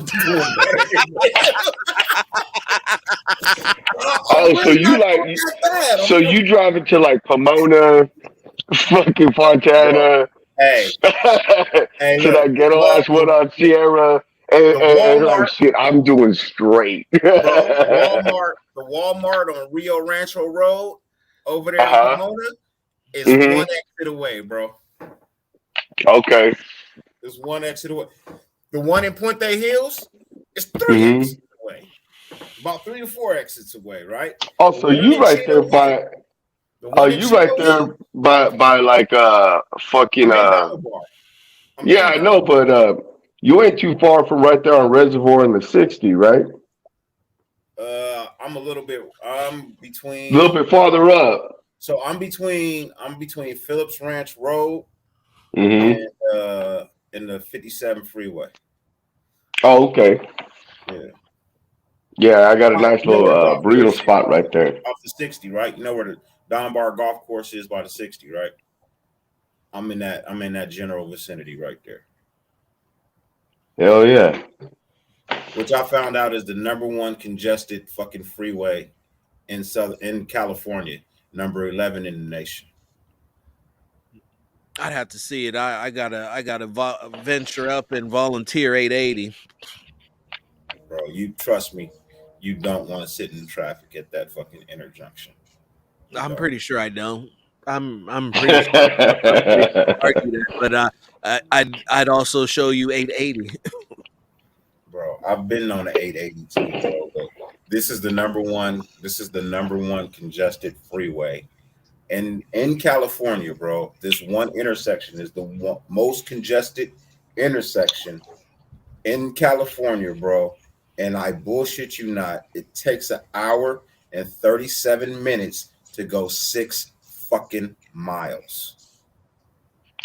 You know what, dude? Try I'd be riding a bike. driving a I'd be big rig down the 91 from the 55. It takes on a Friday. It takes 2 to 3 hours just to get to the fucking 241. Yeah, I know. I know. Tried delivering a car from Pasadena to fucking San Diego at 3 o'clock in the afternoon. Mm-mm. I'm good. I'm good. We can do it in the morning. I get there at 9 o'clock. Listen, I every time I've been to LA and had to travel around LA, I usually move at 1 or 2 times. That's early in the morning or late at night. Look, I am petitioning a fucking law here in Southern California that if you don't have a job, you should not be on the fucking freeway before 9:45. I'll sign it. Wow. See, I was gonna go for a fast track everywhere. No. I just literally wanted. If you're not going to an interview and you're not going to work, you should not be on the fucking freeway just taking up goddamn space at 6 a.m. For what? You're telling me that you woke up at 5:50 a.m. to go get you some cocaine, but you can't go get a job? Like, what are you doing? Get out of my way. Are fucked up. Bro, that's my thing. So, like, This I motherfucker. really, Where did he you have come nowhere from? to be. Fucking Joe just popped the fuck up again, dude. You have The nowhere to be boogeyman, before motherfucker. 10 This a.m. motherfucker was sleeping. No, hold up. This motherfucker was so sleeping in his shit, and I love how he came back like he been here this whole time. I done pulled this Right? chat for about 5-10 minutes, brought him back. He Right? gonna try to pick up like he was there and didn't miss the beat. He Get out of had to here. rinse the Don't he go had to there. rinse the lavender off of him. You mean just Kiss my ass, Rich. That was the holy. I actually use the charcoal deodorant as well. You know, it's actually Yes, man. great on the skin.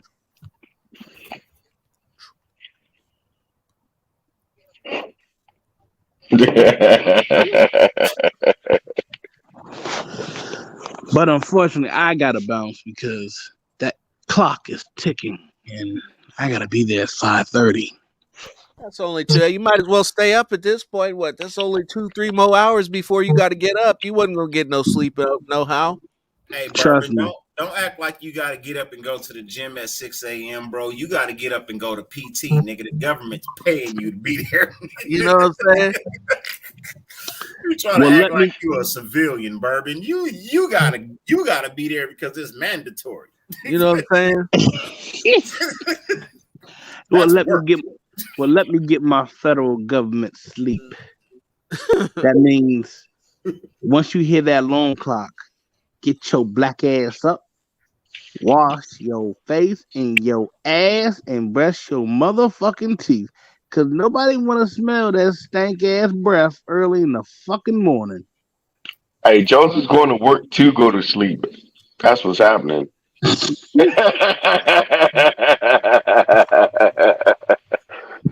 Hey Phil, when you at work tomorrow, bro, you need to do one of them while I'm at work memes that been going through fucking TikTok and shit. You know, the people that walk around. I never do shit at work. Boop, boop. I never do shit at work. Boop, boop. I go out there some company time because I don't ever do shit at work. Break. Boop, boop. I'm gonna do that shit on the roof, bruh. I'm gonna get a fucking lawn chair and just sit my ass in that. Well, you up at the 19th floor, so you can't really drop nothing off the side. Otherwise, I would just be able to poop.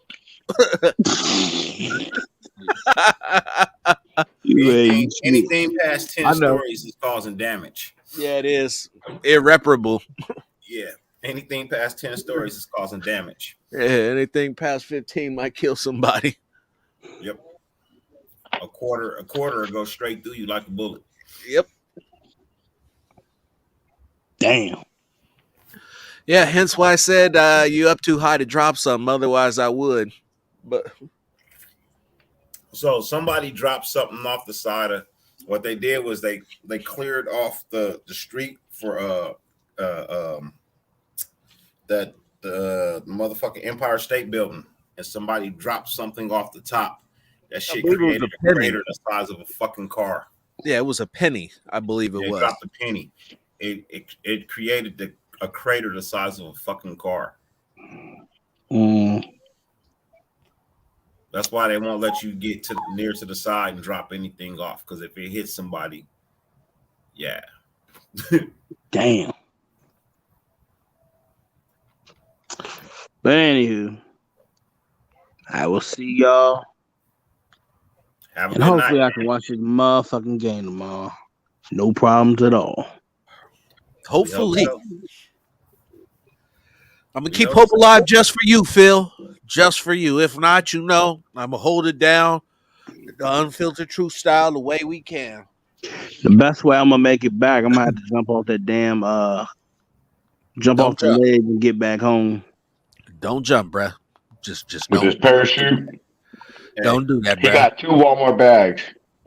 Hey, when you Look get up like there, the little parachutes that you put on when you running sprints. He gonna try to float down with one of those. hey Phil, when you get up there, man, I want you to pull out your camera, and when one of your partners is standing on the side, I want you to be like, "Go on and jump, then. You smoke crack, don't you? Go on and jump." You stupid. You stupid. Oh shit! Don't do that. He gonna get you caught up. He gonna be somebody gonna complain. He told me to jump. He told me to do it. He don't care about me. I don't have an issues at home, and he told me to jump. Because soon as he turns around, as soon as that man turns around, he gonna be like, "Oh, this motherfucker gonna do it." Oh shit! Go on and jump, then. You smoke crack, don't you? I don't want to die, Mr. Joe. I don't want to die. Jump, fam. Man, I'm done. I don't know about this man dirty sometimes. Ooh, whose man is this? Rich, you better get your boy. Man, Ain't no stopping fucking dirty. Ain't no stopping dirty. the owner of this man is at work right now. She is at work. She is the only person that owns this man right here, bro. She is at work. Oh, we got some funny Russians up in here. Mm-hmm. I like the Russians. A white Russian is always nice. Been a long time since I've had one of those, actually. Long time since I've had a white Russian. Man, I love me some Kahlua, bro, man. Shit. That was like this them starter drinks, them little fruit shits when you first start going to the bar. Yeah, let me get white Russian. Shit sound cool. Walk around, hold my shit in my little cup. All frosty and shit. Your All cup frosty sweating. and shit. You got your cup sweating and shit. Is your cup perspiring? You know what I'm saying? Sipping on them motherfuckers slow because they was still hitting for $12 a drink. $12 a drink. Hey, we was up there in the bank, bro. We was up there in the bank. Hey, sounds like you was drinking before you got to the club. Heavily. Because that's how I used to do it, Walking up to the bar, the bouncer like this. Man, what was the first drink you ordered at the club, bro? When you were 21, you was able to go in the club and drink. What was the first drink you ordered? It was either a Long Island iced tea or I think maybe an Incredible Hulk. But I want to say it was probably the Long Island iced tea. What about you, Rich? Martini. I seen 007 do it. I was like, fuck it. Give me one of them bitches. The motherfuckers, I drunk about 4 of them bitches. Fucked up. Fucked up. I ordered. Dude, I ordered a talking hottie shit. up. Yeah, I My ordered. wife said I stole the fucking the center plate, that centerpiece for the fucking table and shit. I stole a fucking bottle of wine. You know what I mean? You know Can't what I take mean? the There's a fucking 23-year-old motherfucker like me and some nice shit. He The nigga said, said Motherfucking I stole the centerpiece. four martinis. this And, motherfucker. and then I tripped out. They gave me a Gibson the fifth time, right? You mean I'm fucking dude? I tried driving.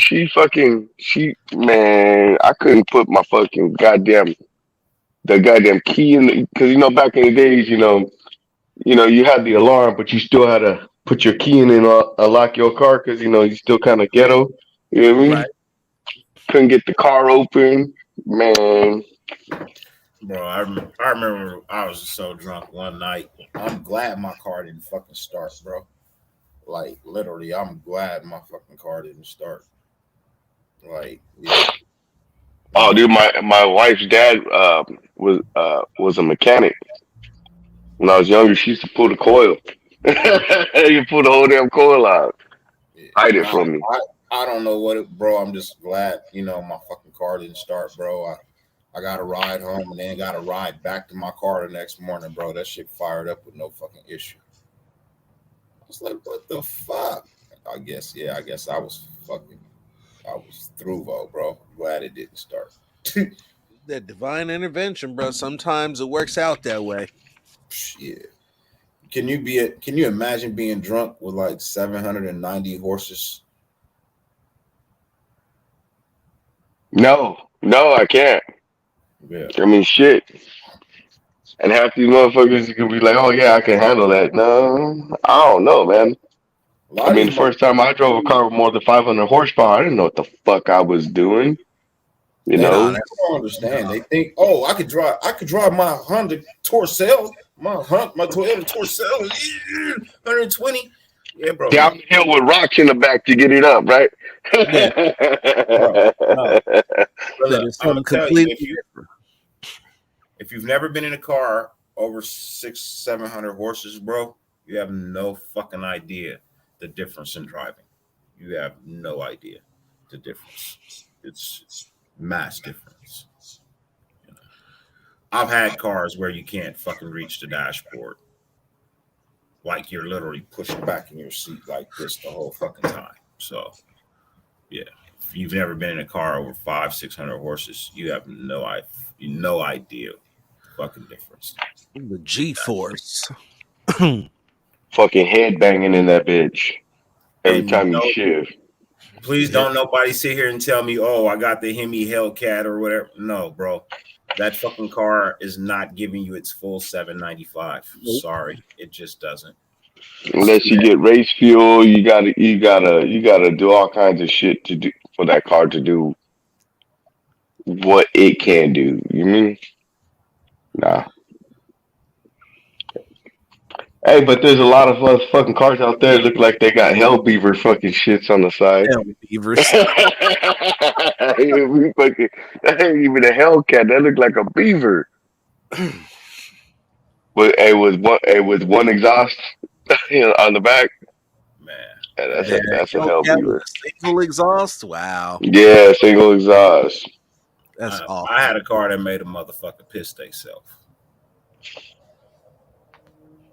I had a car that made a motherfucker piss theyself, bro. Yeah. Like literally pissed. In your All car? in my car, on the seat, on the floor, all down their leg. Yeah, bro. Oh Pissed wow, themselves, bro. Almost shit it. I stopped just in time for the nigga not to shit on my seats. But yeah, wow. like I said, when you can't pull your arm to reach the fucking dashboard, bro. You know how fast you're going. You know how much power it takes to keep you pushed back in the seat, and you can't reach your hand out to fucking touch the dashboard. Mm-hmm. Yeah, when I have a 8-point harness and to fucking put on, you might want to rethink taking that fucking ride. You may want to rethink taking that ride, bro. When you see the driver going click, click, click, And the click, roll cage. Roll cage click, is also the next dead giveaway. click, click. Like, bro. Yeah, and a cage, fully caged car, bro. Yep. Nope. Fully caged out You car. gotta know what you're getting yourself into before you make that. Them's just two dead giveaways right there. When we're not looking at bucket seats or comfort seats. This motherfucker trapped in here like he getting ready to blast off to the moon. Bro, I've been 220 on a motorcycle.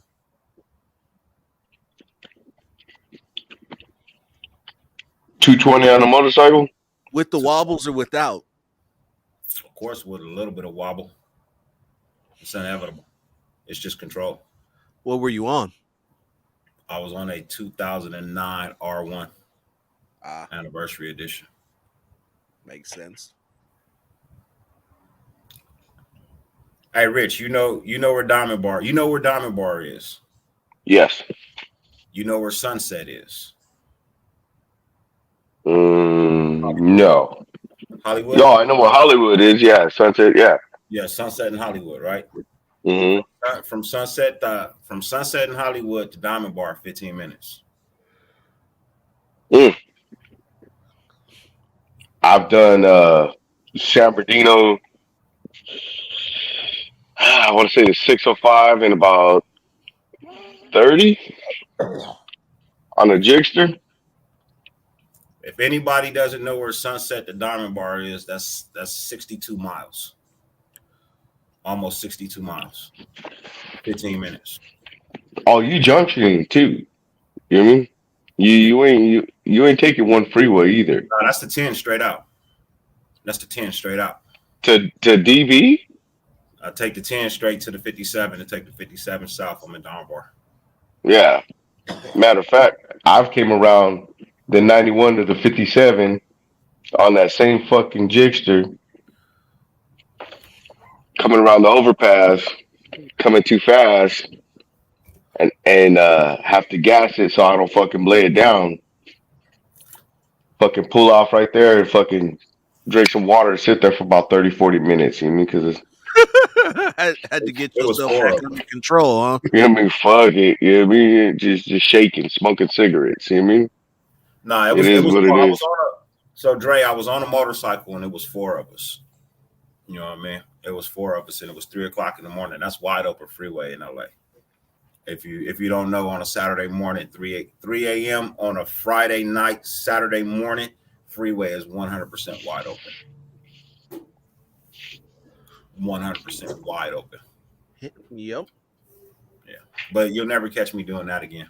I'll never do that shit again. I don't have the nerves for it anymore. No need. You done already did it once. That's all you need to do. That. Like everybody wants to be one of those the supercross riders that tell you see what that really comes with. Nah, I started riding motorcycles to get from Cucamonga towards San Bernardino, on a Friday, And half the and time, I a quarter of the time, for the time. uh, and then driving down Valley Boulevard in Fontana. You know what I mean? Michael Edwards, I was a street racer. I didn't do tracks. I was a street racer and road cage. Road cage was the only thing I've seen people not die in. Every person I saw die, their car wrapped around a pole because it didn't have a cage. Cage cars, drivers tend to live a little bit. They have a better tendency of living. Most real street racing cars are caged. If they're for real about it, they are caged, not just tracks. You know what I mean? But yeah, usually a caged car does mean track, but it's a lot of street cars that have cages and that don't do track at all. Yeah, Shit, you get anything fast, you need a fucking cage. yeah. That's just what I was getting ready to say. I mean, look at the whole thing with Ruggs and his car. The incendiary point is usually at 120 miles an hour. So if anything that you go on is going above that, you need to have some degree of protection there, especially in a car. I mean, on a motorcycle, it is what it is. You get what you get. It's all you. It's all the rider at that point.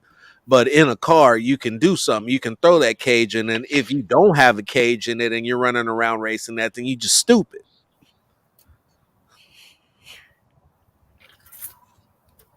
Hey, I feel you. Ricardo Diaz. I have all Fords, bro. Uh, my cars, my sports cars are Mustangs. Those are my cars of choice when it comes to fucking muscle cars. And sports cars is fucking Mustangs. That's it. I don't like anything else. I can appreciate other cars, but I don't like other cars. You never see me own anything aside from a Ford. Ever. Why? I'm a Ford fanatic. I love Ford. I am Ford fanatic, bro. Like I love Ford, bro. That's all I've really ever really bought. I've had other cars. I've had Hondas, I've had Dodge, I've had Chevys. I like Ford. Me and Ford get along swell. And I'm on my fifth Mustang. So What year is it? this one, so I have two right now. The one outside in the driveway is a 2019 GT track pack convertible. And then the one I'm building is an 84 Fox body. Fox body. Yeah. That's funny. I came home in a Mustang 65 fastback, right? I am not a fan of Mustangs. That's my dad. You mean I'm a Chevy guy. You know what I mean? So It's American, and I give you love on that. It's American. yeah, I'll tell and you you this: I just drive a Chevy before I drive a Dodge. oh yeah, I think I drive a Ford before I drive a Dodge. Yeah. I'd rather push my Chevy than drive a fucking Dodge. Cause that motherfucker, everybody's got a Hemi. Everybody's got a Hemi, and they, even though they ain't got no Hemi, and they just overheat and die all the time. That's I what do they're like known for. I do like the Toyota Camry though. The new Toyota Camry, that Yeah, motherfucker nice. yeah. Yeah, They pulled it. They pulled it all out for that. Because I Yeah. mean, you look at them Toyota Camrys. They used to be the cheapest thing on the road. Now them bitches is going for about 50,000. I almost bought one, bro. It was between I just bought a new car. So it was between the brand new Toyota Camry, the brand new Honda Accord, or the Ford Edge ST model, which is the sport model. Upgraded engine, twin turbos, all of the bells and whistles, glass roof, suede and leather interior, heated air conditioned seats, all of that, right? Bells and whistles, bro. So the final factor is one, it was a Ford, so that already boosted up. Right. Two, everybody and their mama got a Toyota or a Honda Accord here in fucking Southern California, man. Everybody, bro. And I don't like driving what everybody has. This model here is you're not gonna see it that often. You're not gonna see it that often. And the color, motherfuckers keep asking me what color it is and did I have it painted. Nah, it's just called Ford Performance Blue. It's a rare color. So yeah, Darker blue or lighter blue? it's an in between. So at night it looked like a dark Dodger blue, and the day it looked like a North Carolina. That's pretty cool. My I never range is seen that. my range That is sounds cool. yeah, it's probably gonna be more towards the sky blue. But that's how I get down. Let me see.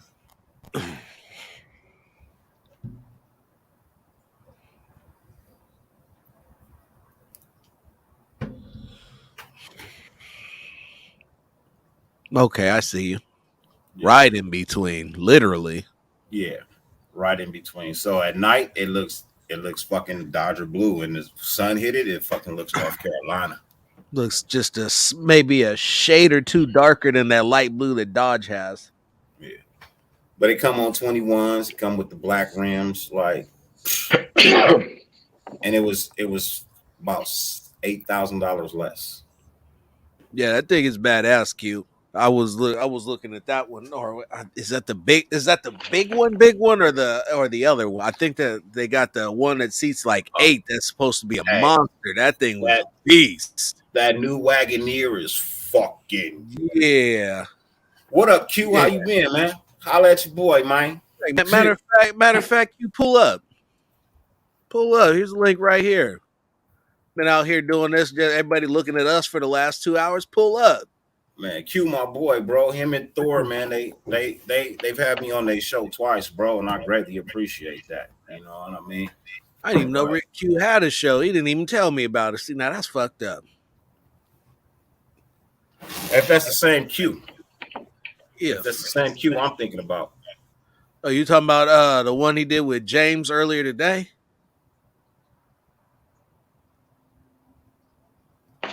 Oh, nah, that's the Yeah, wrong Q. yeah. Different Q. Yeah, For different. sure. Yeah.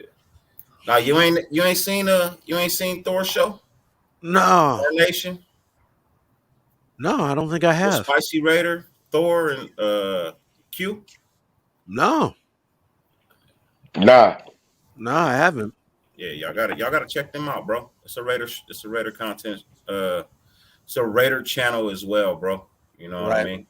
So yeah, diehard fans, bro. Diehard loyal fans, bro. Like they're always in the parking lot, tailgating and everything, bro. They from Oakland and relocated to Las Vegas.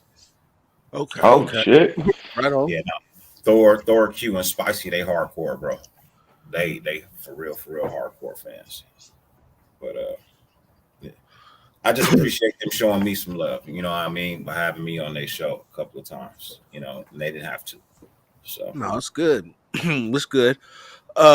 Switch gears on everybody real quick and talk about something near and dear to my heart. Believe it or not, that's the resurgence of USC.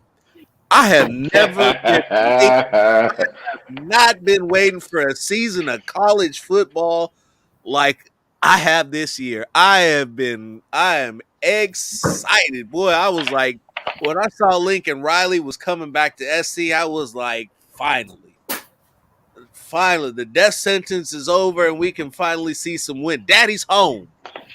Daddy's home. Because the Pac-12 is over now. Oregon had a nice little run. It was cool. But SC is finna take this and just start running and running an awfully long time. I said the worst thing in the world that they could have did was start allowing colleges to pay players because that's what SC was doing from the jump. They Hey, was doing it before it was fashionable. You know what I'm saying? right? Hey, not only that, but they're fucking they're fucking cleaning up right now in the transfer portal. Killing it. And it's a wonderful thing, players ain't gotta sit for a year anymore. And this whole Caleb Williams thing, I I, mean, just had Jackson to. Dart already went and fucking hit the transfer portal himself, so he must know something. Well, they've already had old boy up in. I believe they've had him in the weight room doing workouts. Now I don't know. That's what I heard. Dressed out in SC gear, I think they was taking pictures of him. In I mean, we already knew what it was. I mean, because when you got a freshman that was as dynamic at Oklahoma as he was, I was like, and bruh, and SC, and and they got his 5-star receiver in LA right now too. top running back out of Texas is coming to SC. Plus the top running back they had in California isn't leaving. SC's Yeah, coming back. I put a SC's coming back to prominence, man. Coming quickly. back to prominence. I said that I thought that it was going to take them at least. I put them on about 3 years. They might do it next year. They might. I think it would take. I want to say it would take a year to get the program down and really get everything, but they might do it next year. I mean, they're stealing coaches from other programs. The line coach they got from Michigan was a Oos, and so he got all the Ooses staying at home now. and I think they grabbed somebody else too from Texas A&M. So they ain't just taking from Michigan. They They taking all people from the SEC. They're doing big things. It's set up nicely. It is set up. It's about to be so nice out there at USC, and I know I cover Cal and Stanford, and you know, I do. it ain't.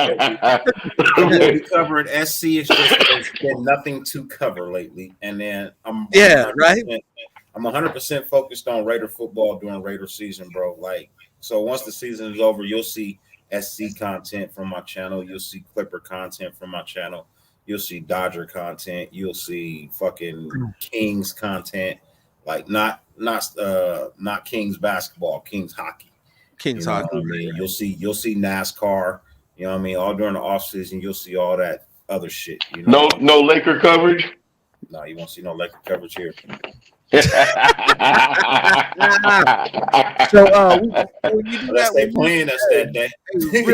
real shit, dirty. When you do that SC thing, holla at me because Yes, sir. I was looking at trying to I was trying to start putting something together and do something like that because up to this recent turnaround, and not even still with this recent turnaround, you know, I want to try to do get around something that's really, really exciting. And this SC thing is blowing up. And I just laughing at all these people that you see that talking all they shit right now. SC is woo woo woo. I'm like, just wait. You talking about they ain't fit to win? Just wait. Let me piss off America real quick, man. Give me 2 minutes, man. I'm gonna piss America off real quick. Oh, he gonna have something great. Something great. UK go big blue. Hey, you know. I no disrespect to fans of other shit. You mean just I think college football is better when the West Coast is represented. And I'm sorry, I'm not trying to be rude to any other programs, but nobody does it quite like SC does. No. You know. No. And Alabama's had its run and they've been dominant and Saban is great and he's awesome and schematically he's the best college football coach ever. But there's not a pro when you flex and what the NCAA has done is pretty much allowed universities to flex and go dollar for dollar. And there is not a single university in America that is going to go toe to toe with USC dollar for dollar spending on talent or what they can offer. So, Go stand up there. Let me see. I'm that fan that they hate in the stadium, bro. Right? I'm gonna show you. The reason being, the juice is loose.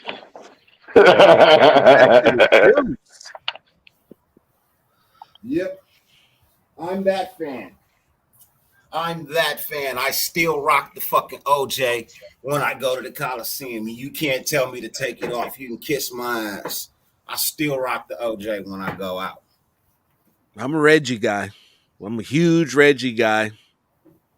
And 2006 to me will still be forever be the greatest football game I've ever seen in my life. My cousin played for Rose SC. Bowl. My wife works for SC.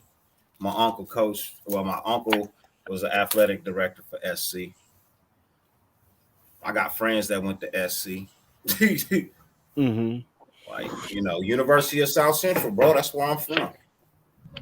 Yes. USC is not only are they getting 5-star recruits, they are cleaning up 5-star recruits. Everybody from modern day Los Alamitos, St. John Bosco, they're all coming to SC now. I mean, the days of the SEC coming to California to take fucking 5-star recruits are over with. You're not going to see Bryce Young's at Alabama anymore. SC is cleaning up. They're putting a fence. Might I say, as far as Nevada, you mean not just California? I mean, because Cliff Branch's kinfolk up at was that the fuck is it called? Out there in Arizona or something? In Vegas. What is it? What's that big high school out there? Some with a G. I can't think of it. I know what you're talking about. Snoop's son went there. Yeah. And he's Gorman. got all the best recruits out of there. Gorman, Oh, yeah, Gorman. Yeah, Gorman, Gorman. yeah, Yeah. yeah, Bishop Gorman. So I mean, they're cleaning up. They're getting 5 stars. They're getting 5 stars. They're getting 4 stars, and it ain't even signing day. I mean, they got guys lined up for next year. Yeah. Hey, Deep. Ricardo Diaz, to answer your question, the players getting paid started with the Pac-12, bro. It started with the Yes. Pac-12. The rest of the country is caught up to what USC got the death sentence for. But no, in actuality, the athletes in the Pac-12 were the first ones to legally allowed to get paid. It passed through that. It passed The through NIL, the the NCAA, NIL deal. only in the Pac-12 for a season. It was only in the Pac-12, and then the other schools started losing recruits, and that's when they adopted the fucking rule that the Pac-12 set forth for their players. Because of So the Ed O'Bannon lawsuit, right, from UCLA. That's why yeah, like, it started out in the it Pac-12 was first. it was the O'Bannon brothers actually. It was both of them. O'Bannon brothers, Yeah, they Charles sued and Ed, right? they sued EA Sports for their likeness in the college basketball game. And but not only that, but Southern California, the greater Los Angeles area. I mean, they have a football team, and it's not the Rams, it's not the Chargers, it's the USC Trojans. I mean, either you're gonna roll with it or you're gonna hate it. You mean, and you're gonna be a UCLA fan, and you're just gonna do it to spite people. That's how it is. You mean, Yeah, people are more interested in SC than pro football, and it's always gonna be like that. You know, that's why the NFL could not be around for 25 years, and nobody cares. You mean in Yeah, Southern California, the only you reason had the only reason Florida has some of the best recruits is that's because where fucking AG is fucking located. yeah. Fucking sports complex. That's the only reason Florida gets those type of fucking players. Give me 1 second. no No, Florida, definitely. but they also have a great uh, Uncle Luke got a fucking great ass fucking system to bring these kids up in where they're going to fucking they're learning the craft year round. I mean, Snoop's got the Yeah, same thing going down in Long Beach. You mean yeah, you know for sure. And it it's all the whole fence thing, and like I said, this is going to be big. This is going to moving forward. This has been a complete game changer for USC. They finally got the right guy. The Lincoln Riley is challenged at Oklahoma, been in the playoffs with Oklahoma, and he's going to get much, much better talent than he was ever going to get over at Oklahoma. And he was still getting good guys at Oklahoma. hey, Bourbon County, I understand what you're saying, and California is right there with Texas and Florida and all that stuff with recruits. But the difference is with an NIL deal, where are you as a college recruit going to make more money for your likeness? Is it going to be in Alabama, or is it going to be in Los Angeles? Remember, there's no college football team in New York, so Nope. Los Angeles is the It's largest number market for fucking college football. So they are going to flock to Los Angeles, and it's not going to be fair for anyone else. I don't give a fuck about Alabama at this point because these kids are going to be able to make money in Los Angeles more than anywhere else. Does anybody know? Does anybody know which college has the most national championships? Um, as a football or just national championships? As a football, which college has the most national championships as football? Isn't it Alabama at this point? Nope. I'm talking still about all the SC. way dating back to when they played the national championship in the fucking Rose Bowl. Because the Rose Bowl used to be the national championship National game, championship game, yeah. right? The one that Nobody's made more appearances or may have more victories in the national championship than USC. Okay, I know SC was top five. I didn't know they were number one. Well, They may not be number one anymore, but for a long time, bro, they were they were the university with the most national championships in college football. They've Okay. always been a powerhouse. They've recently stopped being a powerhouse because of the fucking sanctions that were placed on us. Yep. But from SC's existence, there was never a year where they were not considered a powerhouse football team. Ever. They were the Until only Clay team on the Helton. West Coast Until that Clay Helton. they were the only team on the West Coast that could get games like Notre Dame, Alabama, Mhm. Ohio State. Yep. You know what I mean? They wouldn't sign up to play the rest of the Pac-12, Right Pac-10 on, at brother. that point in time. They would only play USC because Right. Yeah. they had to go to You had to go through SC to get to the national championship. Yep. So the thing about the Rose Bowl is it's an automatic bid for the winner of the Pac-12 And the Big Ten. and the Big Ten. And the Big Ten because they were the big two divisions. If you had to play through them to get to the fucking national championship. So then when it was down south, it used to be the Cotton Bowl, and that's why you got all these different bowls now because they switched it up once once parity reached I a little fucking hated further. when that FSB shit came in and you fucking rotate the fucking national championship game to different bowls. Fuck that. The granddaddy of all bowls is the Rose Bowl. Question: What's your guys' thoughts on the 18 playoff? Been waiting I for. don't know the playoff. So here's ultimately where they need to go with this, and I've thought about this, kicked it around, and this Dirty only got me jonesing and shit for a smoking shit. you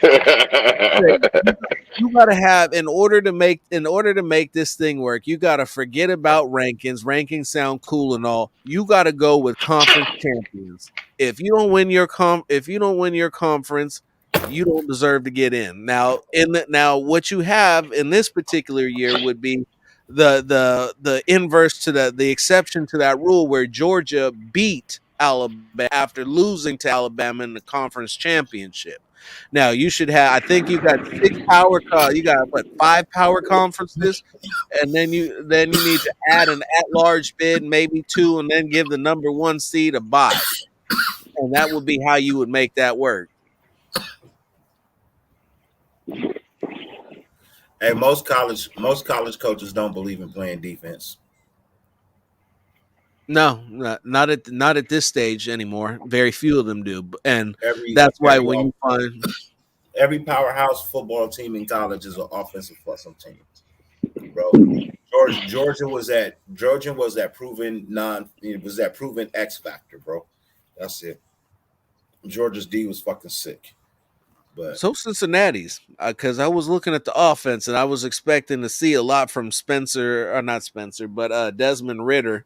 And I wasn't impressed by that, and everybody will say that he had no time, and then this, that, and the third. But I looked at the running back, and the running back didn't look like he was having no trouble at all.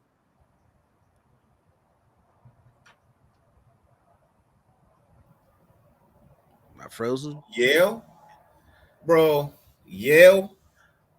When's the last time Yale was a reputable football team, bro? I got you, Bourbon. I got you, Bourbon. But, bro,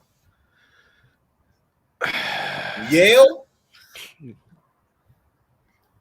Yale was a powerhouse in what fucking football's 1843? infancy. 1843? Yeah. Yeah, in football's infancy. Yeah. Inception, where they created it. Hey, don't they play like this fucking sprint league now? You Bro, know, don't they play I don't even schools like know it. Harvard? I mean, they play schools like Harvard, Cornell, MIT, right? Like, do they even have a football team? Like, who honestly, when you go to a school like that, who's dumb enough to be on the football team? Got everybody looking at them like idiots. And don't get me wrong. I know there's some players in the NFL that have come out of Harvard and Yale and played ball there. I got that. But bro, let's be serious, bro. They're not a sports. Those are not sports schools, bro. They're not. Those are education schools. They're not sports schools, bro. None of their programs can hold a candle to a junior college program, bro. At this point, I'm just being honest. I guarantee you, Yale couldn't come over here and play Mount Sac. I guarantee you. But on that same token too, with Lincoln Riley not wanting to play defense, I just think he just at Oklahoma he just wasn't getting the recruits for defense. For the Big 12. You know what I mean? That. I mean, who fucking plays defense in that whole conference? Nobody does. Everything's wide open in that conference. I think being in the Pac-12, he's going to get people to come play defense for him. I think That's he's just gonna strong. get people to come play. Period, bro. Oh You know what yeah, I mean? Like I just feel like, yeah, he was the perfect signing for SC. young, fairly good looking, got a scheme, got a wide open scheme, got a hot shot quarterback. Now Borbin got an interesting take. Lincoln Riley's a punk for the way he left out of Oklahoma, no class. Listen, Lincoln Riley had an opportunity that was placed in front of him to have a life changing impact. No matter how good he was at Oklahoma, he could have won the Natty at Oklahoma, and it would not have meant shit compared to him going and taking and turning USC's program around, taking them to a playoff game and winning a national championship. It would just be one more on the resume to say that he did it before he got to SC. And that's how Lincoln Riley's whole coaching career is literally about to start from this point on. Everything that you hear about his career is either this happened when he was at SC or this happened before SC. But not only that, but there's some college coaching jobs that are just as big as or bigger than NFL coaching jobs. And I'm sorry, I know SC has not lived up to it the last couple of years, but SC is one of those jobs, just like Alabama is one of those jobs. Um, Yes. Hey, look, you go to Miami, SC, Miami is SC, one of those jobs. yeah, You mean SC, I bro. Like that's getting you going to the NFL next. Your next step up is the NFL. Yes. If you go to You SC, said you you know, are the man, easily recognizable nationwide in football. And when you're the college coach at SC, you are a celebrity. Real talk, you are a celeb. When you go out and you walk down the street, everybody knows who you are. And we're not talking about no hodunk little offshoot town. We're talking about Los Angeles. The stars S come up, the stars come up to meet you as the head yep, coach of SC, shit, and the stars are on your sideline. You know, I helping mean, you recruit. just like I'm hoping Miami starts turning their shit around too, because they Yeah, kind of the bad guys of college football. Like, you kind of need it, you know. the U needs to Um, come back too.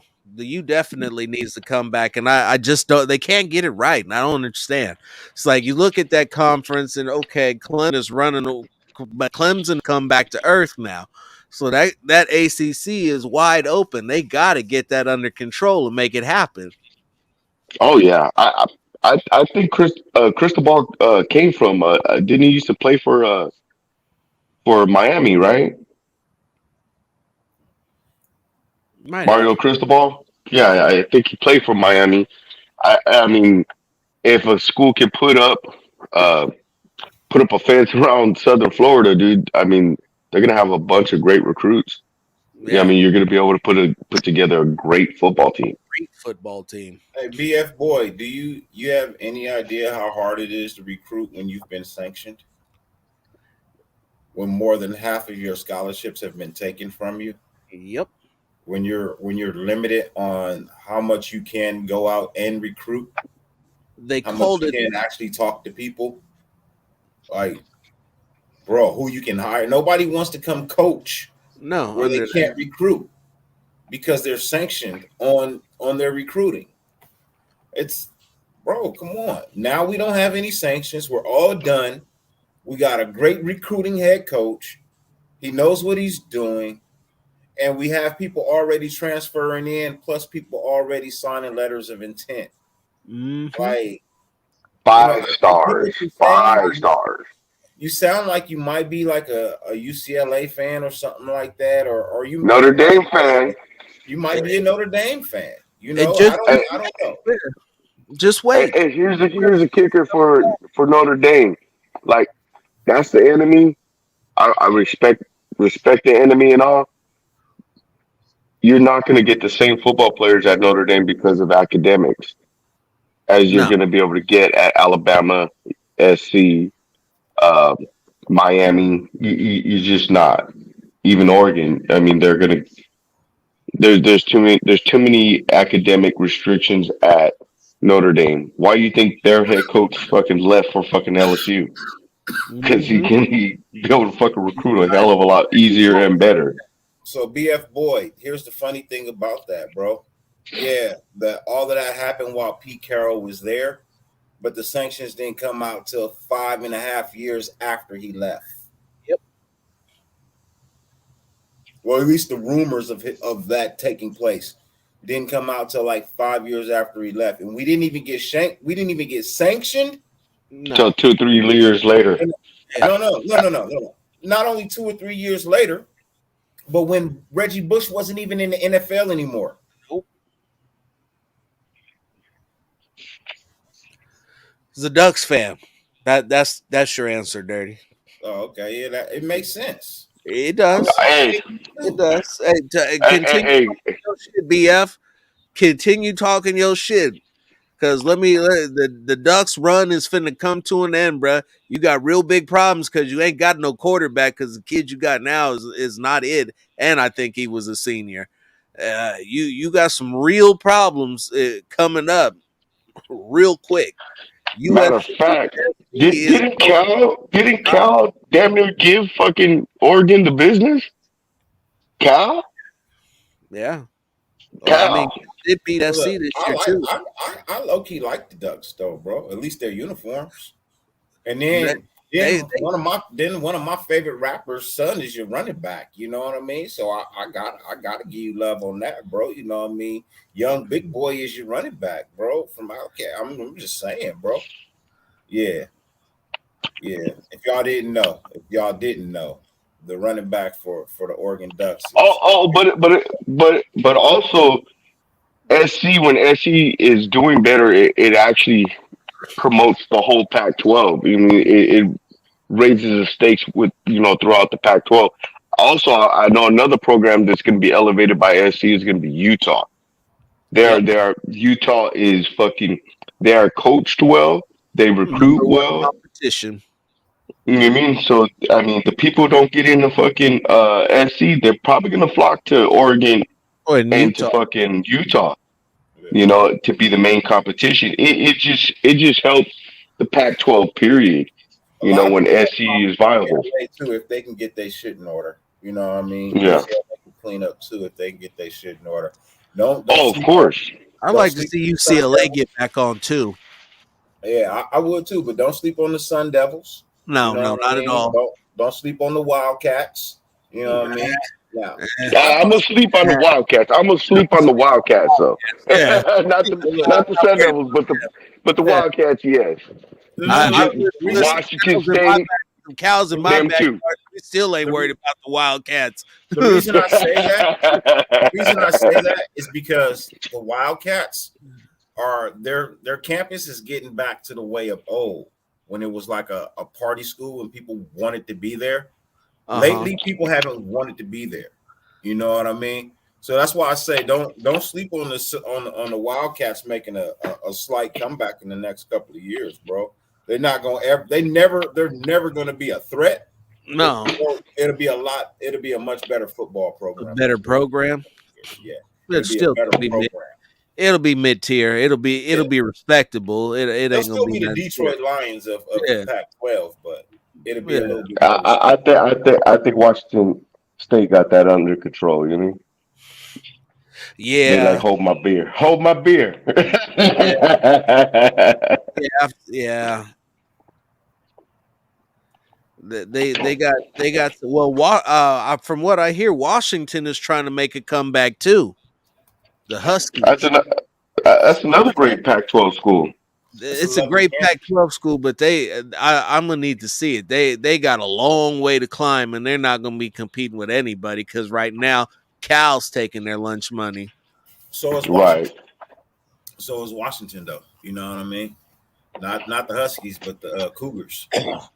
You know what I mean? So and they got a nice program over there. You know, they got a really nice program over there. You all right? The Truly's got you throwing up? Oh no, I'm straight. Oh, okay. Nah, but don't sleep on the Cougars either, bro. They got look like the Pac-12 is gonna be nice, bro. The Pac-12 is gonna be something. It's gonna be a force to reckon with over the next couple of years, man. It really will. So, but See, see, I see. personally But want. that hold on. So, someone just said a statement for someone not to draft a SC quarterback. Well, you understand who they're courting right now, and that's Caleb Williams, one of the best quarterbacks in college right now. So yeah, that, bro. The Raiders ever have a chance to get Caleb Williams? I'm sorry, bro. Lincoln Riley has coached 3 Heisman Trophy winners in the last 4 years at quarterback. I would venture to say that right now there's never been a better time to take a USC quarterback. Or there will be it's coming. But this Caleb Williams kid that he's about to have for 2 more years is going to be something. If he keeps on the track that he is, he's going to be something special when he comes out. And the And cat from Los Alamitos is gonna be fucking a badass too. I believe it, but I know that but Caleb Williams was never going to have a chance to compete with Bryce Young or CJ Stroud at Ohio with at Oklahoma. He just wasn't. They were never going to have the horses that he'll have at SC. Just period. Look, Arch Manning. Okay, cool, great, wonderful. Yeah. He's gonna go to the same school his daddy went to. That's not gonna Uh, make him good. it's He's a gonna slip. be good, but the program's not. Yeah. Where's he going again? uh, ain't he going to Ole Miss? Where'd No, his that's daddy what. go? No, that's Cooper isn't Cooper's his dad. yeah. So you Where did mean his Cooper go? grandfather? Where did No. Cooper go? Uh, I don't think he went to college he on a got sports. here and then got hurt. Yeah. Yeah. So he's either gonna go where Eli went, or he's either gonna And go and his grandpa Archie went to that's Ole Miss, which he's probably or going to go Ole to. Miss, or he might go to Tennessee. It's gonna, you know what I mean, it's gonna be one of those. I think he'd go to Bama before that, but it, you think they're going to let him sit behind Bryce Young? I think it's Ole Miss though. I think he goes to Ole Me Miss. too. But I mean Lane Kiffin could develop him though. I mean, we could talk a lot of shit about Lane Kiffin, but I mean he's not a bad coach. He's an He's a great asshole. coach. He just He's got You to know what I mean? stick with the Raiders. That's all. He just got to and, stick with us. let's give Lane a break. Okay, everybody wants to But he crap was right on Lane. about Jamarcus. Yeah, he was right about He Marcus. was right. Definitely right about Jamarcus, And, bro. and I mean, if that's the horse that you're being attached to, then it was never going to work. I'd be pissed off about that too. I'd be like, I don't want my legacy to be hindrance on the success of this asshole. You got me fucked up.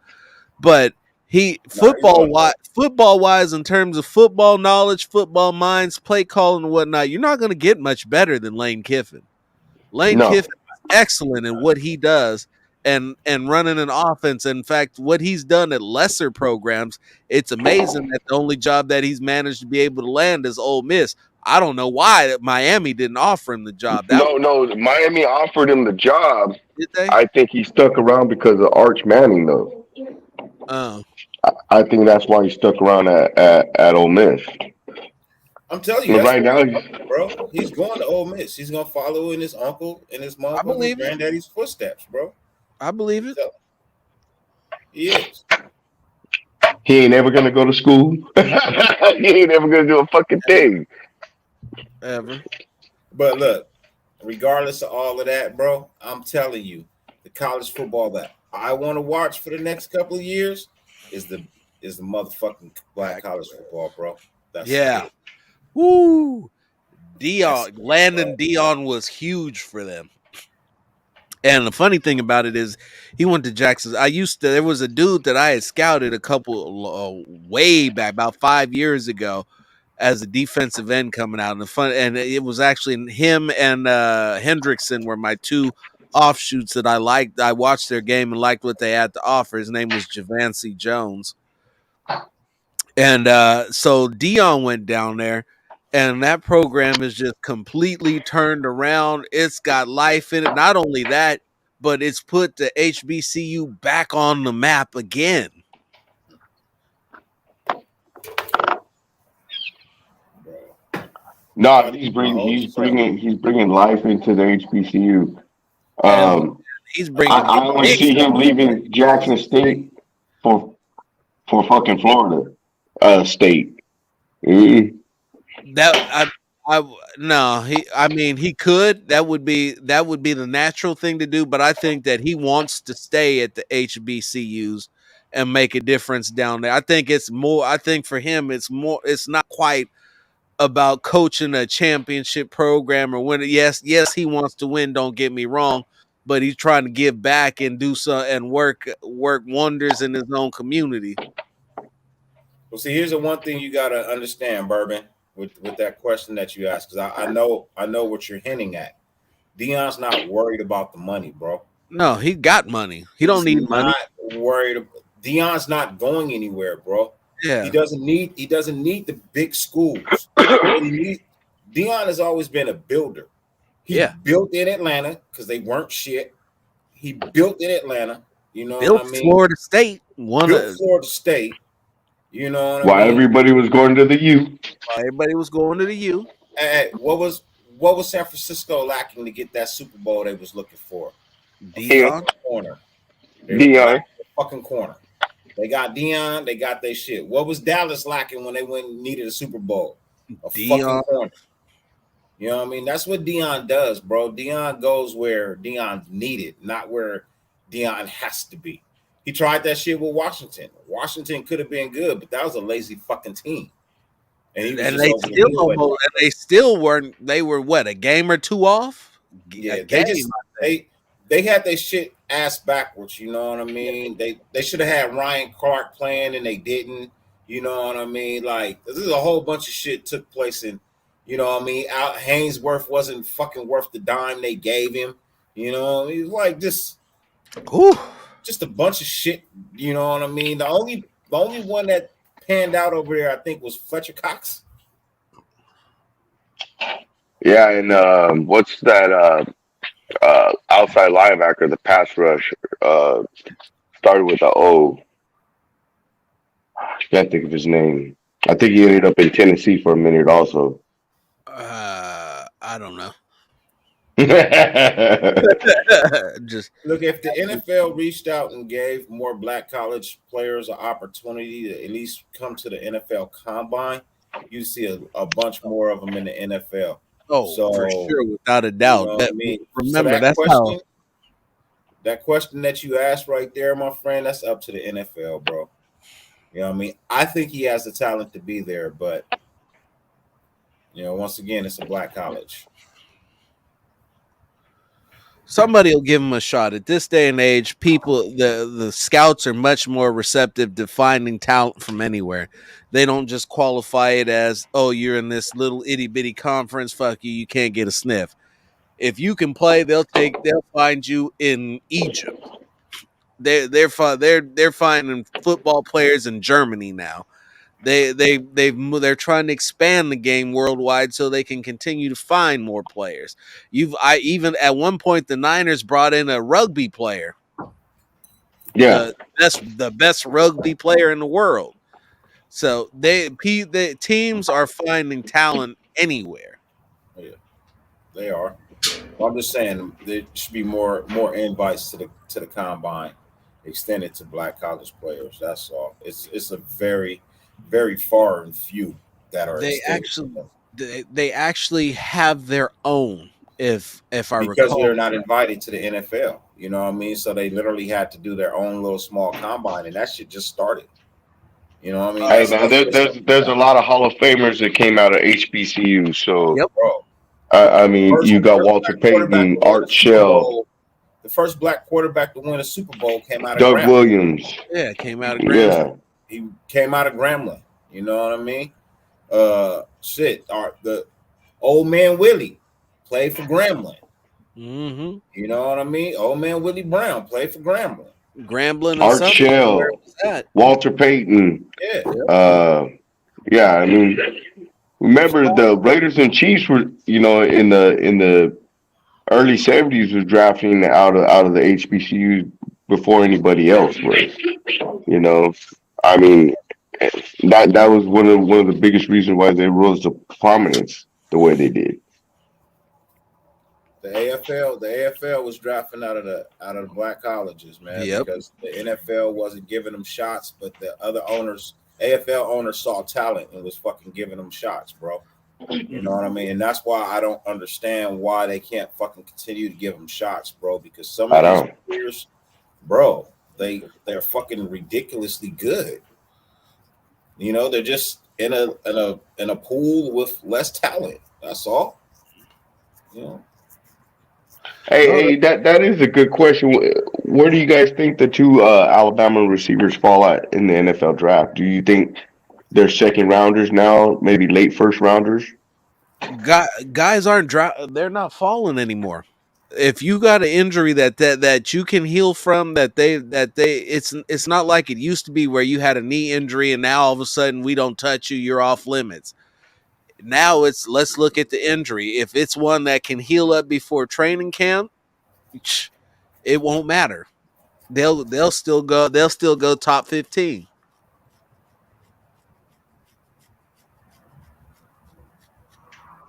Man, I think I seen one of those roaches. Fucking Jones was talking about riding your cat, bro.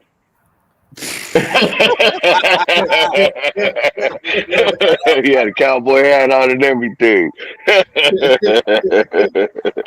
Mosey on, little doggy. It comes running through here.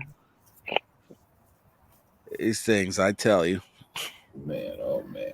Damn No. cats. All right, fellas, it's been about 3 hours. Yes, sir. Uh, Trying oh, to pass that time, man. Trying to get on I, 1 o'clock tomorrow. are we getting score predictions? What's up for tomorrow? well, I still got a half a can of Truly to make this even more special. Left to drink, so I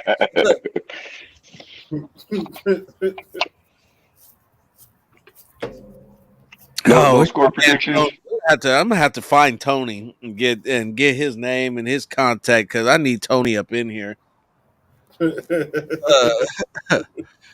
Uh, score predictions and all. Honestly, at this point, no, I'm not gonna give one, and I'm not gonna give one because I want to go into this game with any type of expectations. The only thing that I want to see more than anything is a good football game. I don't want them to come out shit down their leg. I don't want them to piss all over themselves. I mean, let's be real. We got house money right here. We weren't supposed to be here. We're here. Mm-mm. Can they win? Absolutely, they can win. I expect them to win. How? I don't know, but I expect it to get done because what I saw them play the Bengals before, and I wasn't impressed by the matchup then. I thought that the Raiders beat themselves more than anything. And yes, they had to stop the run, and Joe Mixon got off, but it's not the same Russian defense that it was when they played in Week 11, and Exactly. and it's not the same offensive line. Brandon Parker has been much better. The interior continued to gel, mold, and get better. And now the center who started off the year is so damn terrible. They were like, they gave this dude all this money. These fools are sick. Now he's up here. He's up there in what, the top 10 now in terms of centers in the league. So it's a very valuable lesson to all of us because a lot of us, except for the diehard car stands, were probably the only ones that didn't write this team off. And Lo and behold, they play that 18th game made a hell of a difference, didn't it? That 17th game, 18th week. Yes, yes, I agree. Yeah. Um, I think this team has some moxie. Um, this team doesn't need the quarterback to come out and throw for 300 yards to win a game. No. Um, a lot of the young leaders are stepping up into leadership roles. I am truly impressed with what Max Crosby's done. You know, not only in the NFL but in his own locker room. Josh Jacobs, he's backing up his mouth with his play. Which late in the season, which we normally don't see because he's normally banged up by now. So I am going to give a score prediction. I'm going to say Raiders by 3. I don't know. I don't know what the points are going to be. Raiders by 3. That's a spread, Um, not a score. hey, it is what it is, bro. This is what you get from me. Hey, bro. I haven't had no alcohol in 90 motherfucking days, and motherfucking Dos Equis got me right now. So I'm gonna say Raiders by 3. They pull off the victory. Uh, and that's pretty much what I got for that whole bit. Oh, I got the defense scoring. I don't know if they're gonna score a safety. I don't know if it's a pick six. I don't know what it is. I got the defense doing something spectacular. I do too. Actually,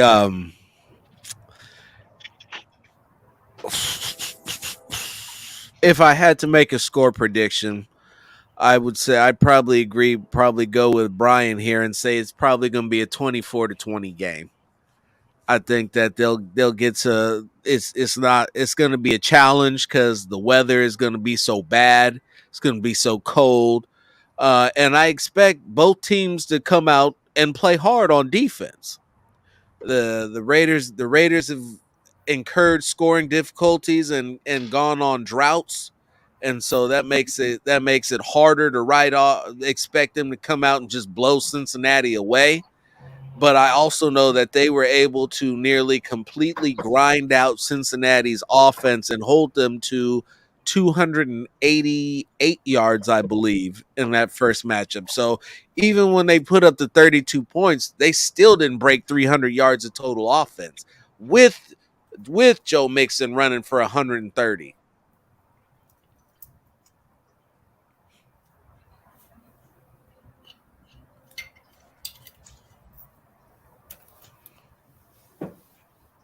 You know what I'm saying? That's right. Yeah, I feel you. I feel you. Now I gotta like I said, I just want to win. You know what I mean? I just want to win. I don't care if it's by 3. I don't care if it's by 1, bro. I really don't. You know what I mean? I feel Mm-hmm. like I feel like the football that we see in the last 4 weeks is what we're gonna get, man. That knockdown, drag out, you know what I mean?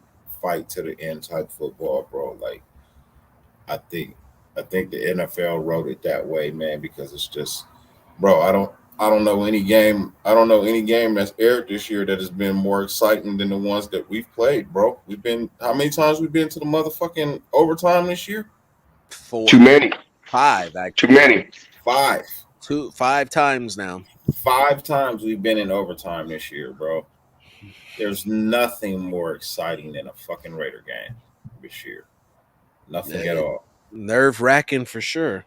Yeah. So I think I think they I think they know what they want to do. I think they I think they have that sense of urgency in them.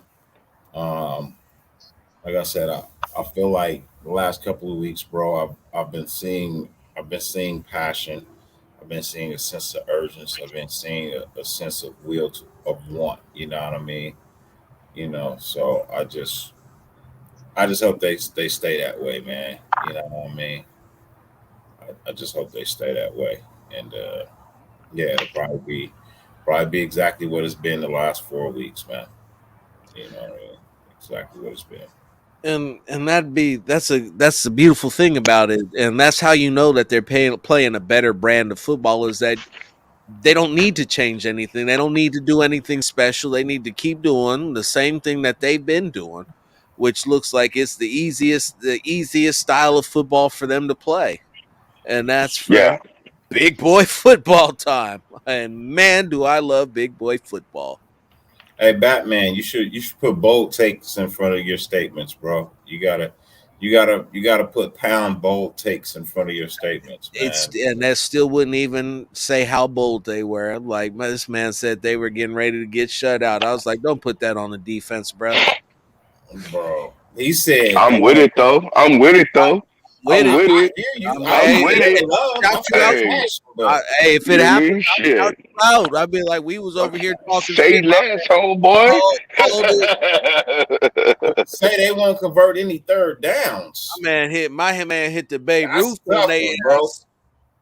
We just gave up seven first downs. We just gave up seven first downs on fucking Sunday night, bro. Like, we gave up seven fourth downs hold, on hold Sunday on, night, hold bro. on. But some of them throws were fucking elite, though. No, Some of those throws were some fucking elite ass uh, throws, and there was just no defense for them. You gotta give them you that, know why man. there wasn't no defense? Because everybody was fucking in the wrong goddamn position. Every play that they did that fourth down conversion, somebody overplayed where he was supposed to be, bro. Yeah, Every single time.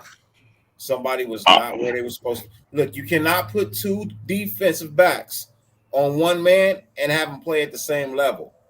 When you and put it's two all. people on one guy, one plays over top, one plays underneath. bracketing, yes. Yeah. You can't play at the same level. We can't play side by side guarding the same guy. We can't. You just gotta believe.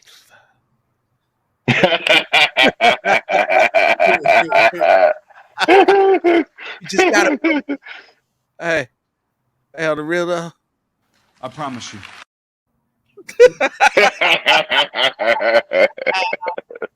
It's crazy. Is that was filmed right over here by my house, bro, at APU. Wasn't Yeah, this was Pacific. It's a Christian school, Christian college. right, Yeah, it's a right. Christian college. Yeah, my son actually went there.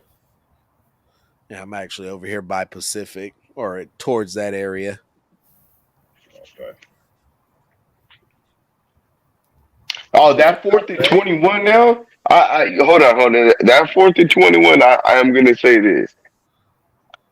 Gus Bradley, don't play fucking preventing that shit, bro. If your whole thing is that you get home rushing four, please rush four. You mean? Don't rush three and drop everybody. No, man. That was But at the same time, The prevent defense prevents defenses from winning. That's all it's good for in the NFL. It you get a play out of it. You only run the prevent when you got two plays max and they got to go the whole length of the field. Otherwise, the prevent defense will prevent you from winning. but the thing about a prevent D, bro, it's supposed to have three levels. That shit only had two. It only had two. It had the front line and everything behind that. There should be three levels. It wasn't yeah. three I levels. get it. I mean, because I mean they were definitely playing the sticks, but you mean like You cannot tell me they was playing the sticks, bro, giving up the first they, down. but look, Not they playing was the lined sticks. up at the sticks. You mean what they was playing? I don't know. They was lined Hey, up look, at the sticks. And it's all Pre and snap. what kills me is it's always the pass over the middle that they hit. You got 8 million DBs out there, and it always is between 15 to 20 feet, 20 yards down the center of the field is the happy zone. Always right there. always. But in the same breath, Jalen Richard, you earned your $6 million. You mean one play, buddy? That was a hell of a fucking play. I mean, I haven't seen a bigger, more crucial play in a minute from one of these running backs. I mean, that was a great fucking play. He picked up the first down on a fucking draw, bro. Bravo. I give Jalen Richard the unfiltered salute for that and the ultimate sign of respect because I've watched Jalen Richard have that play called for the last 5-6 years and watch that play go for a loss or a 3-yard gain. And everybody in the world is like, why the fuck would you call that play?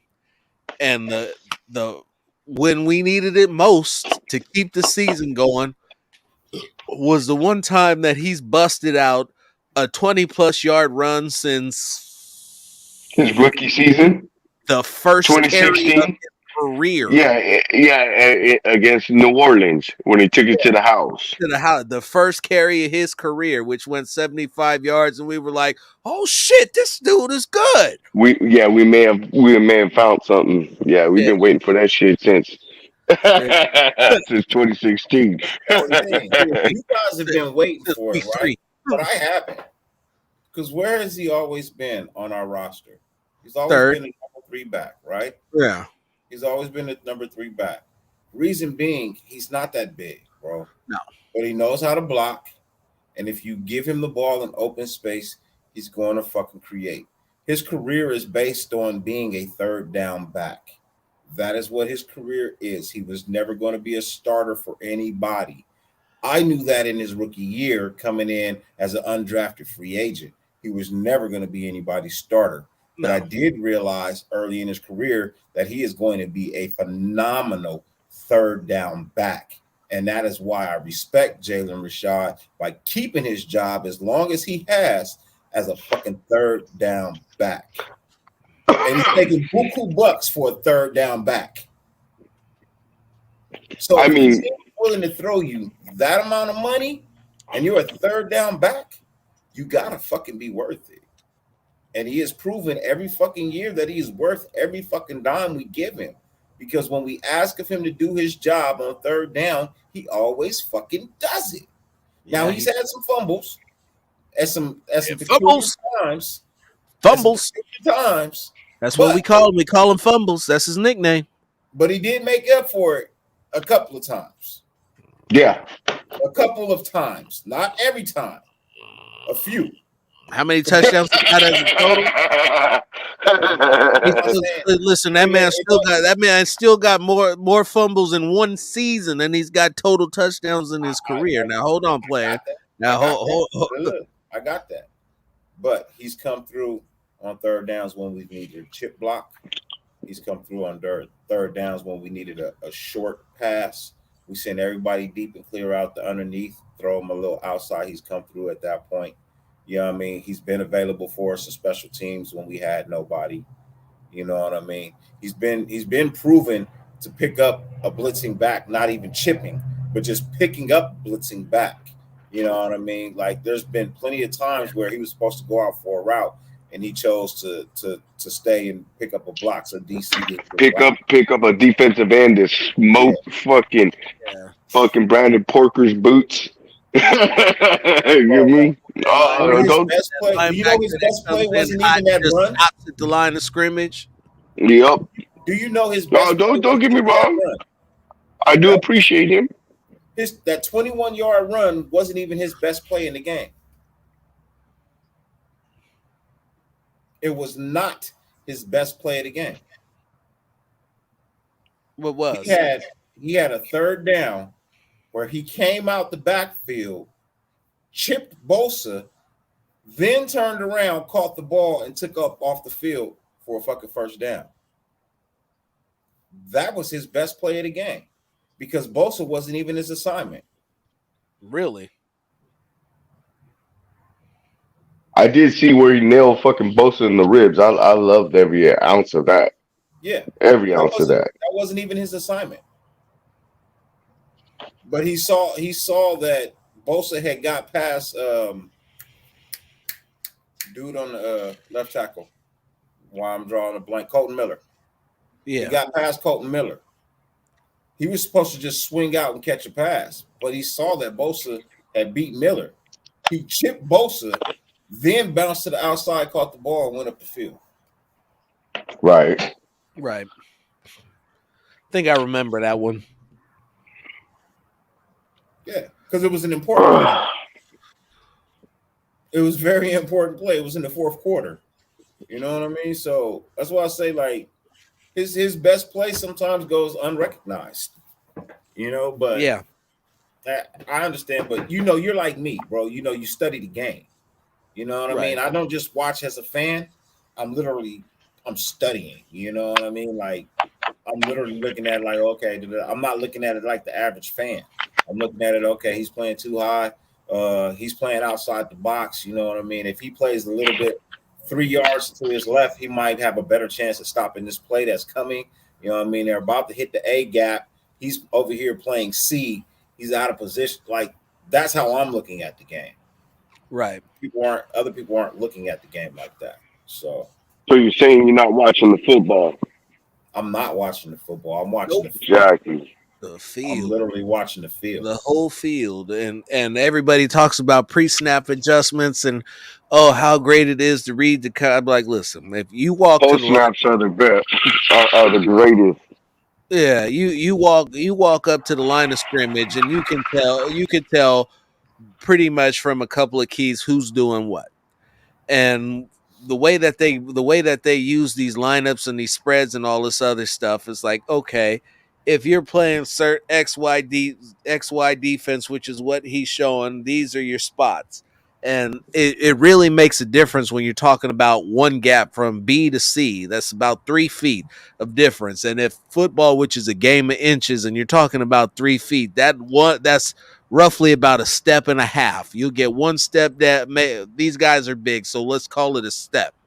One step is the difference between a touchdown and a tackle for a run stuff. And you can't always see what's going on when you're watching the football, you're stuck on the end of the play. What you're seeing is everything that happens at the end of the play, because everything that goes into getting the running back across the line of scrimmage. You've seen a hike. The linemen have fired out of their splits. Some of them have reached the second level by the time he gets the football, let alone push their guys out of the way, or the defenders have made a move to get to the running back in the backfield. None of which you see on a camera, very little of which you see on a camera, unless they use a wide angle, until he gets the ball and starts moving forward. It's worse on passing plays, because when you're watching the TV broadcast, you don't get to see the wide receiver routes. And we can all make assumptions and say how we feel about what the quarterback play is, but until you get a chance to hit all 22 and watch how the ball develops and see what the safety did, it doesn't make a difference, because you don't know what you're looking at. You got a very small area that you're looking at. And so that's a whole part of the importance to watching football. And if all you're watching is the ball, you're not seeing the game. Yeah, exactly. I agree. Most definitely. So the question, Brian, is the answer to your question, Brian, is yes. We've already bought up over 60% of their tickets, and they've been bitching about it. So Raider Nation travels. Sorry, we Very haven't been. well. We haven't Very been. well. We haven't been to a legit, actual, for real opportunity in the playoffs in 20 something years, bro. We went in 2016, but everybody that was a Raider fan, or for real legit Raider fan, knew we had no fucking opportunity or no chance going into Houston, bro. We didn't. Sorry, Matter of fact, Khalil Mack was the best player on the field, and it didn't even matter. Nope. it You didn't. know, that whole game.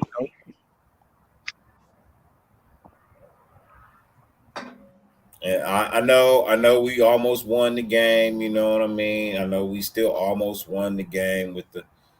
No. Was that game? No, that was the next season when we lost the game when he actually was fucking down. But they did the same shit they did to us in USC when the fucking against Texas in the fucking championship game. or his knee was down, but then he pitched the ball, and they said he was same Yeah. shit in Houston. Yeah, Yeah. I remember that shit. But Mhm. yeah, no, we'll be there, bro. We'll definitely be there. That's for Oh, damn sure. You'll see Raider without Nation a all doubt. through And tomorrow. if you thought they traveled this week, don't let them win. Don't let them win. Mm-mm. Don't let them win. Bro. I Said got he. New England winning. I got New England beating Buffalo, and I got Pittsburgh beating Kansas City, and Wow. then yeah, and Oh, wow. And yeah, so New England goes to Tennessee and Pittsburgh. No. Pittsburgh goes to Tennessee. Yeah, you're right. You're right. Pittsburgh goes Pittsburgh to goes to Tennessee. Tennessee. New England comes to New see England comes to us. see us. And the Raiders would suddenly have home field advantage through the playoffs. Yes, because I believe Pittsburgh will beat Tennessee. Hmm. Look, I don't. I honestly think they're rushing. I think they're rushing Derrick Henry back, bro. I honestly think they're rushing They him are. back, They are. and he's not playing this week. You got to play next week. You already been out what 10 weeks? They active, so you usually get a few weeks to activate him. They activated him this week. He's got our last week. He's Uh-huh. got this whole week moving forward Yeah. to get ready to play. How And long has he and been out the game?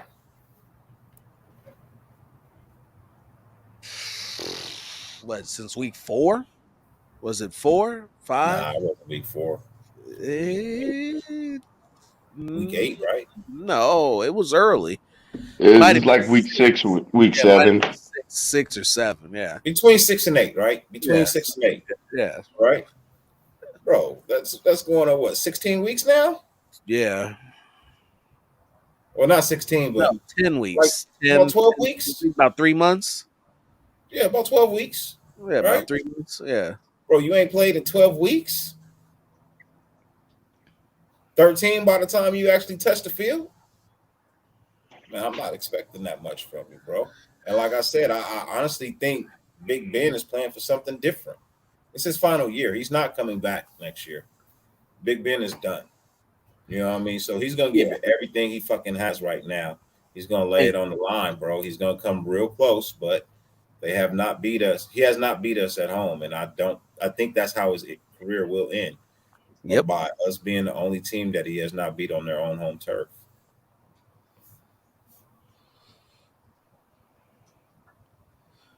Ooh, I'm not gonna get too ahead of myself, Dirty. I'm not gonna get too I don't ahead of want to myself. get too ahead of myself either. I'm just saying that's how I feel. But it That's how I sounds feel. good when we get to I'm thinking. gonna take it week by week, though. I'm gonna take it There you week by go. week. But if I'm giving predictions for this week, I think the 3 winners in the AFC this week is us, New England, and I think all the wild card teams win. I think it's gonna be a hell of a different type of fucking shit. It's gonna be the first time I think in NFL history that all the wild card teams fucking put out the top teams in 1 week. I actually I like Pittsburgh's chances in Kansas City too. Listening to Ben's press conference, I think he approached it the right way. It's like, look, let's come in here and let's address the elephant in the room. Nobody here is giving us a shot. Like I'm telling the guys, and look, we're gonna get our asses kicked. We have no chance. So since we have no shot, we've got absolutely nothing to lose. Why don't we go out here and play a football game and see what happens? That's Yeah, right. When you're that loose, because Kansas City has to win. Not only do they have to win, they have to win big. And the Steelers are playing a brand of football that can beat them. They can run. The Steelers can beat them behind Najee Harris and playing defense, so, and getting a timely touchdown or two from Ben. So, but the Chiefs have got to come. They got to play against that secondary and hope that they can keep T.J. Watt off of Patrick Mahomes' ass. yeah. Hmm. Yes, Brian, I am cooking something special before the game tomorrow. What you cooking? I'm cooking Chef Dirt. French toast sandwiches. Okay, I'm interested. I'm listening. You listen. You guys know how to make French toast. Yes, I'm not Yes. a huge French toast person. So what are you putting in? You said sandwich. What are you putting in between the French So, toast? most people tell me they know how to make French toast, but you don't. So I'm gonna tell you how to properly make French toast. So you get your 2 eggs, right? 2 eggs. Mm-hmm. You get a you get a half a tablespoon of cinnamon. You get you a teaspoon of nutmeg. You get you a half cup of syrup, right? Then you get you a half cup of heavy cream, whipping cream. Get you a half cup of whipping cream. 2 shots of Hennessy. 2 shots of Hennessy. Mix that up. The bread you want to use is bruschetta. You Really? want to use bruschetta bread. Yes. Uh huh. Real French toast is made with bruschetta bread. You get you some bruschetta. Mix your shit up, right? Fire low. Bread in. Flip. Put in the skillet. That's French toast. That is the proper, most fabulous way to make your French toast, bro. Guaranteed. Then you fry you up some bacon and sausage, some eggs, and some potatoes, and you throw those in between the two French toast breads, and that's your sandwich right there. That is actually sounds really good. Said yes, Dirty is a chef. That's why hence Chef Dirty. Yeah, used to be. Excuse me, used to be. So, and I'm glad you brought this point up, Jared, because there's this old adage that is time honored tradition through football. In the postseason, records don't count.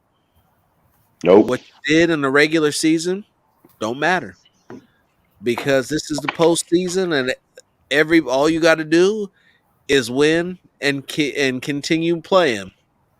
It didn't matter Get that to the dance.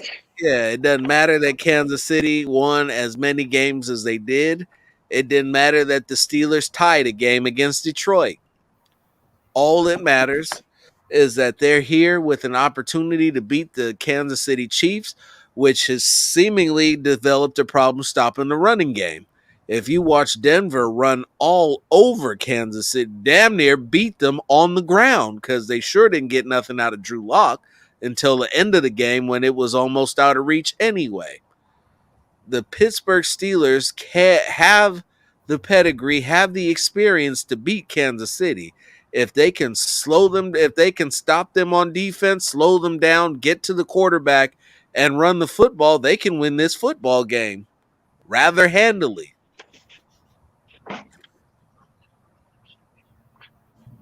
But it's a new season. You know what I mean? And any given Sunday at this point, man. It's any given Sunday. And you have to realize that Pittsburgh's defense is a whole lot better because they're starting to get players back, bro. Mm-hmm. If you don't think that Minka Fitzpatrick is a better safety than Honey Badger, you're tripping. You know what I mean? I'm just being honest. If you don't think he's Yes. better safety, then you're tripping. So look, I'm not saying that Pittsburgh offense is going to be the damn to all, bro. What I'm saying is their defense is not going to fucking play. They have they have TJ Watt over there, bro. Yep. You don't think he's going to fucking give Mahomes fits? Yep. Just saying. So, and the Chiefs line has been better, but they haven't really played dominant rushers either. Definitely not Oh to the. no, Najee's gonna give him the business, bro. Oh, That's a grown man right there. That's a really grown man right there. He really, really be putting people on fucking t-shirts and back of fucking milk cartons. yep. Ask Jonathan Abram. Ask Jonathan Abram. That motherfucker got the stiff arm from hell Say from Hey, him. he Terry, owned that boy so bad he had to dap him up after that. Hmm. did you not see us get raped by the Chargers in fucking week 4? Mm-hmm. The one of the only 300-yard rushers that the Raiders allowed all season long. Just saying, we got our asses fucking raped when we played the Chargers, bro. And what did we just do? We just beat them. Mm-hmm. You know what I mean? Sometimes, look, you 0-1. You know what I mean? Think about it growing up. I don't know how old you are, but I know I'm 42. So back in the day, if you lost a fight, bro, you had to go back and fight until you fucking won. So you either went 1-10, or you went 1-1, or Right. you whatever, bro. But Or you you jumped out a bush on a motherfucker. yeah, yeah, exactly. He You had to handled do. that. Hey, clocked the knee in the head with a 2x4 while his back was turned, bro. But you got your get got. Yeah, I Yeah. mean, I'm just saying. You know what I mean? It's not about how many times you get knocked down. It's about how many times you show up to the fucking fight. You know what I mean? And Pittsburgh, like I said, it's Ben's last season, bro. He's gonna lay it all on the line. He's gonna lay it all on the line, man. Just point blank. Yeah. You know, they shouldn't have beat Baltimore. If No, I'm they being shouldn't. 100% honest, bro, they shouldn't have beat up Baltimore. Nope. So, you know,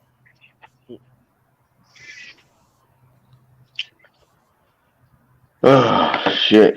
It's fucking damn near midnight, huh? 3.5, brother. 3.5 strong. it's only 11:30. Yeah, that's the thing. About to set Look, thing. I'm you know who's Bob, gonna go the get them. craziest X Factor Batman is gonna be Clee. I'm telling you, watch. Say it again for the people in the back in the chat line. Who's it gonna be? It's gonna be Clee. Clee. Funny thing is I believe that. I actually believe. Not only do I believe that, I expect it. I'm like that man is. What a lot of people don't realize is that Clee was getting off against the Chiefs. He sacked Patrick Mahomes. The way that whenever he's deployed and they call his number, he produces. He'll get out there and he'll be in the play. Does he always make the play? No, but he does his job and he's in the play. He Be causes making mass disruption, bro. yes. Clee, he's just that second away, just a half a second too slow, but he causes mass disruption, bro. Like mass disruption. Like if you go back and look at that Chargers game, bro, he was blowing up shit, bro. Blowing shit up to where that's one of the reasons Max was getting off like he was, is that Right. Clee was giving the other side fucking business, bro. Yeah. He was giving them the business. You know, Clee's feelings are hurt, bro. He's playing with hurt feelings right now. You He know what should I be. mean? He's been disrespected. He's been disrespected since he got here. Because when's the Yep. last time you heard the name Salt and Pepper? Never. Been a minute. It's been a What? minute. What that is? Been a minute. I don't know Been a nothing about minute. that. I got some salt and And pepper. we, hey, You don't hey, know nothing hey. about the nickname Salt and Pepper? I don't know nothing about no salt and pepper. What? You Shit talking about? stroke and That was Matusda? Max Clee's name. You talking That was about Yannick and Clee? No, no, Yannick No, and but Matt. no. that used to be Sistrup, Otis Sistrup, and Matuzak, right? Yeah, but yeah, Clee and Max was fucking Max, Salt and yeah, Pepper, salt and bro. pepper. They were Part Salt and two. Pepper. When was the last time you heard that name, bro? Been a minute. So I'm Been just saying, a minute. you're gonna see some salt and pepper tomorrow, bro. You're gonna see some Good. salt and pepper tomorrow, bro. I'm telling you. With a sprinkle of some cayenne pepper from Yannick, bro. There you go. A little spice, a little kick. Yeah, a little, and Hank is gonna bring the garlic salt. Yeah, hey, That's right. that sounds like some barbecue right there. That sounds Yep, and like the some barbecue. linebackers is gonna be the limit. I'm telling you, bro. I'm telling you, Hey, bro. fellas, my phone just blacked out. I'm gonna have to get off here because it's about to die on me. I'll That's when catch you y'all go to brothers next 7-Eleven week. and get a 10-foot cord. Right? Lying motherfucker. Yeah, He over yeah. here. Over here got his wife in the background. Kill it. Now I told you Over here your selling us office some bull hours was chickens. from Shut up. 9 to 5. You know what I'm Your saying? office Look, hours was from you was only clear for 90 minutes. Look at you. hey, hey, hey, hey. If that was the case, I would be in my truck right now. You know what I'm All saying? right. If that was the One case. man, it was like, look, bedtime is from 9 to 5. You know what I mean? From 9 to 5. 2-5. You are 2.5 hours past when you're supposed to be cuddling with me. You better You get your in ass in here. violation. Uh, Violation. You uh, have any idea how cold my bed is? Get your ass in here right now. Chic. uh, Uh, Yo, farting ass motherfucker. just so you can Come say warm my on the feet. computer. uh, Come warm my who feet. the I fuck you think you are? want to put my cold feet on you. Like, get the fuck Ice out of cold. here. Be like, how's your feet this cold? They've been in the blanket. For like 2.5 hours. How the fuck are your feet cold? All right, fellas. All right, y'all. It's been about, like I said, about 3.5. Dirty. We link up sometime, halftime, end of the game, some one of them times. I don't know. Hey, I'm available tomorrow, bro. I'm available. I'll be around. You know what I mean? I'll be around. I might do something. I might do something early. You know what I mean? Everybody's at home tomorrow. Um, Doc's birthday tomorrow, so everybody please Yeah. flood his shit with well wishes for on his birthday, man. You know what I mean? So Oh, for sure. yeah. So Right yeah, on, right on. hopefully. If it's not All right. tomorrow, it's Sunday. But No, I it's know it's the tomorrow. weekend. That's It's what tomorrow. Andy said. It's tomorrow. Yeah. So hopefully they go out and give my man's a hell of a birthday gift. You know Yeah. what I mean? They got to. Got Got to. you know. They gave everybody else a Christmas gift by getting to this motherfucker. So, you know. If they in the gift giving, I need some tickets. Uh, I need some yeah. tickets to that AFC game. Open your wallets and give just a little bit more. Just a Look, little bit more. hey But all man, right, they make it, bro. We good. yeah, bro. All right, I want to thank everybody in the chat section and everybody who watched and viewed and stayed with us through this 3.5 hour show. Please like, hit them thumbs up, subscribe if you've never seen before, haven't subscribed, and click the notification so you never miss another video. Once again, this is Unfiltered After Dark. I'm Phil Robinson. That's Dirty. That's Rich. We'll be back here next week. Peace. Peace.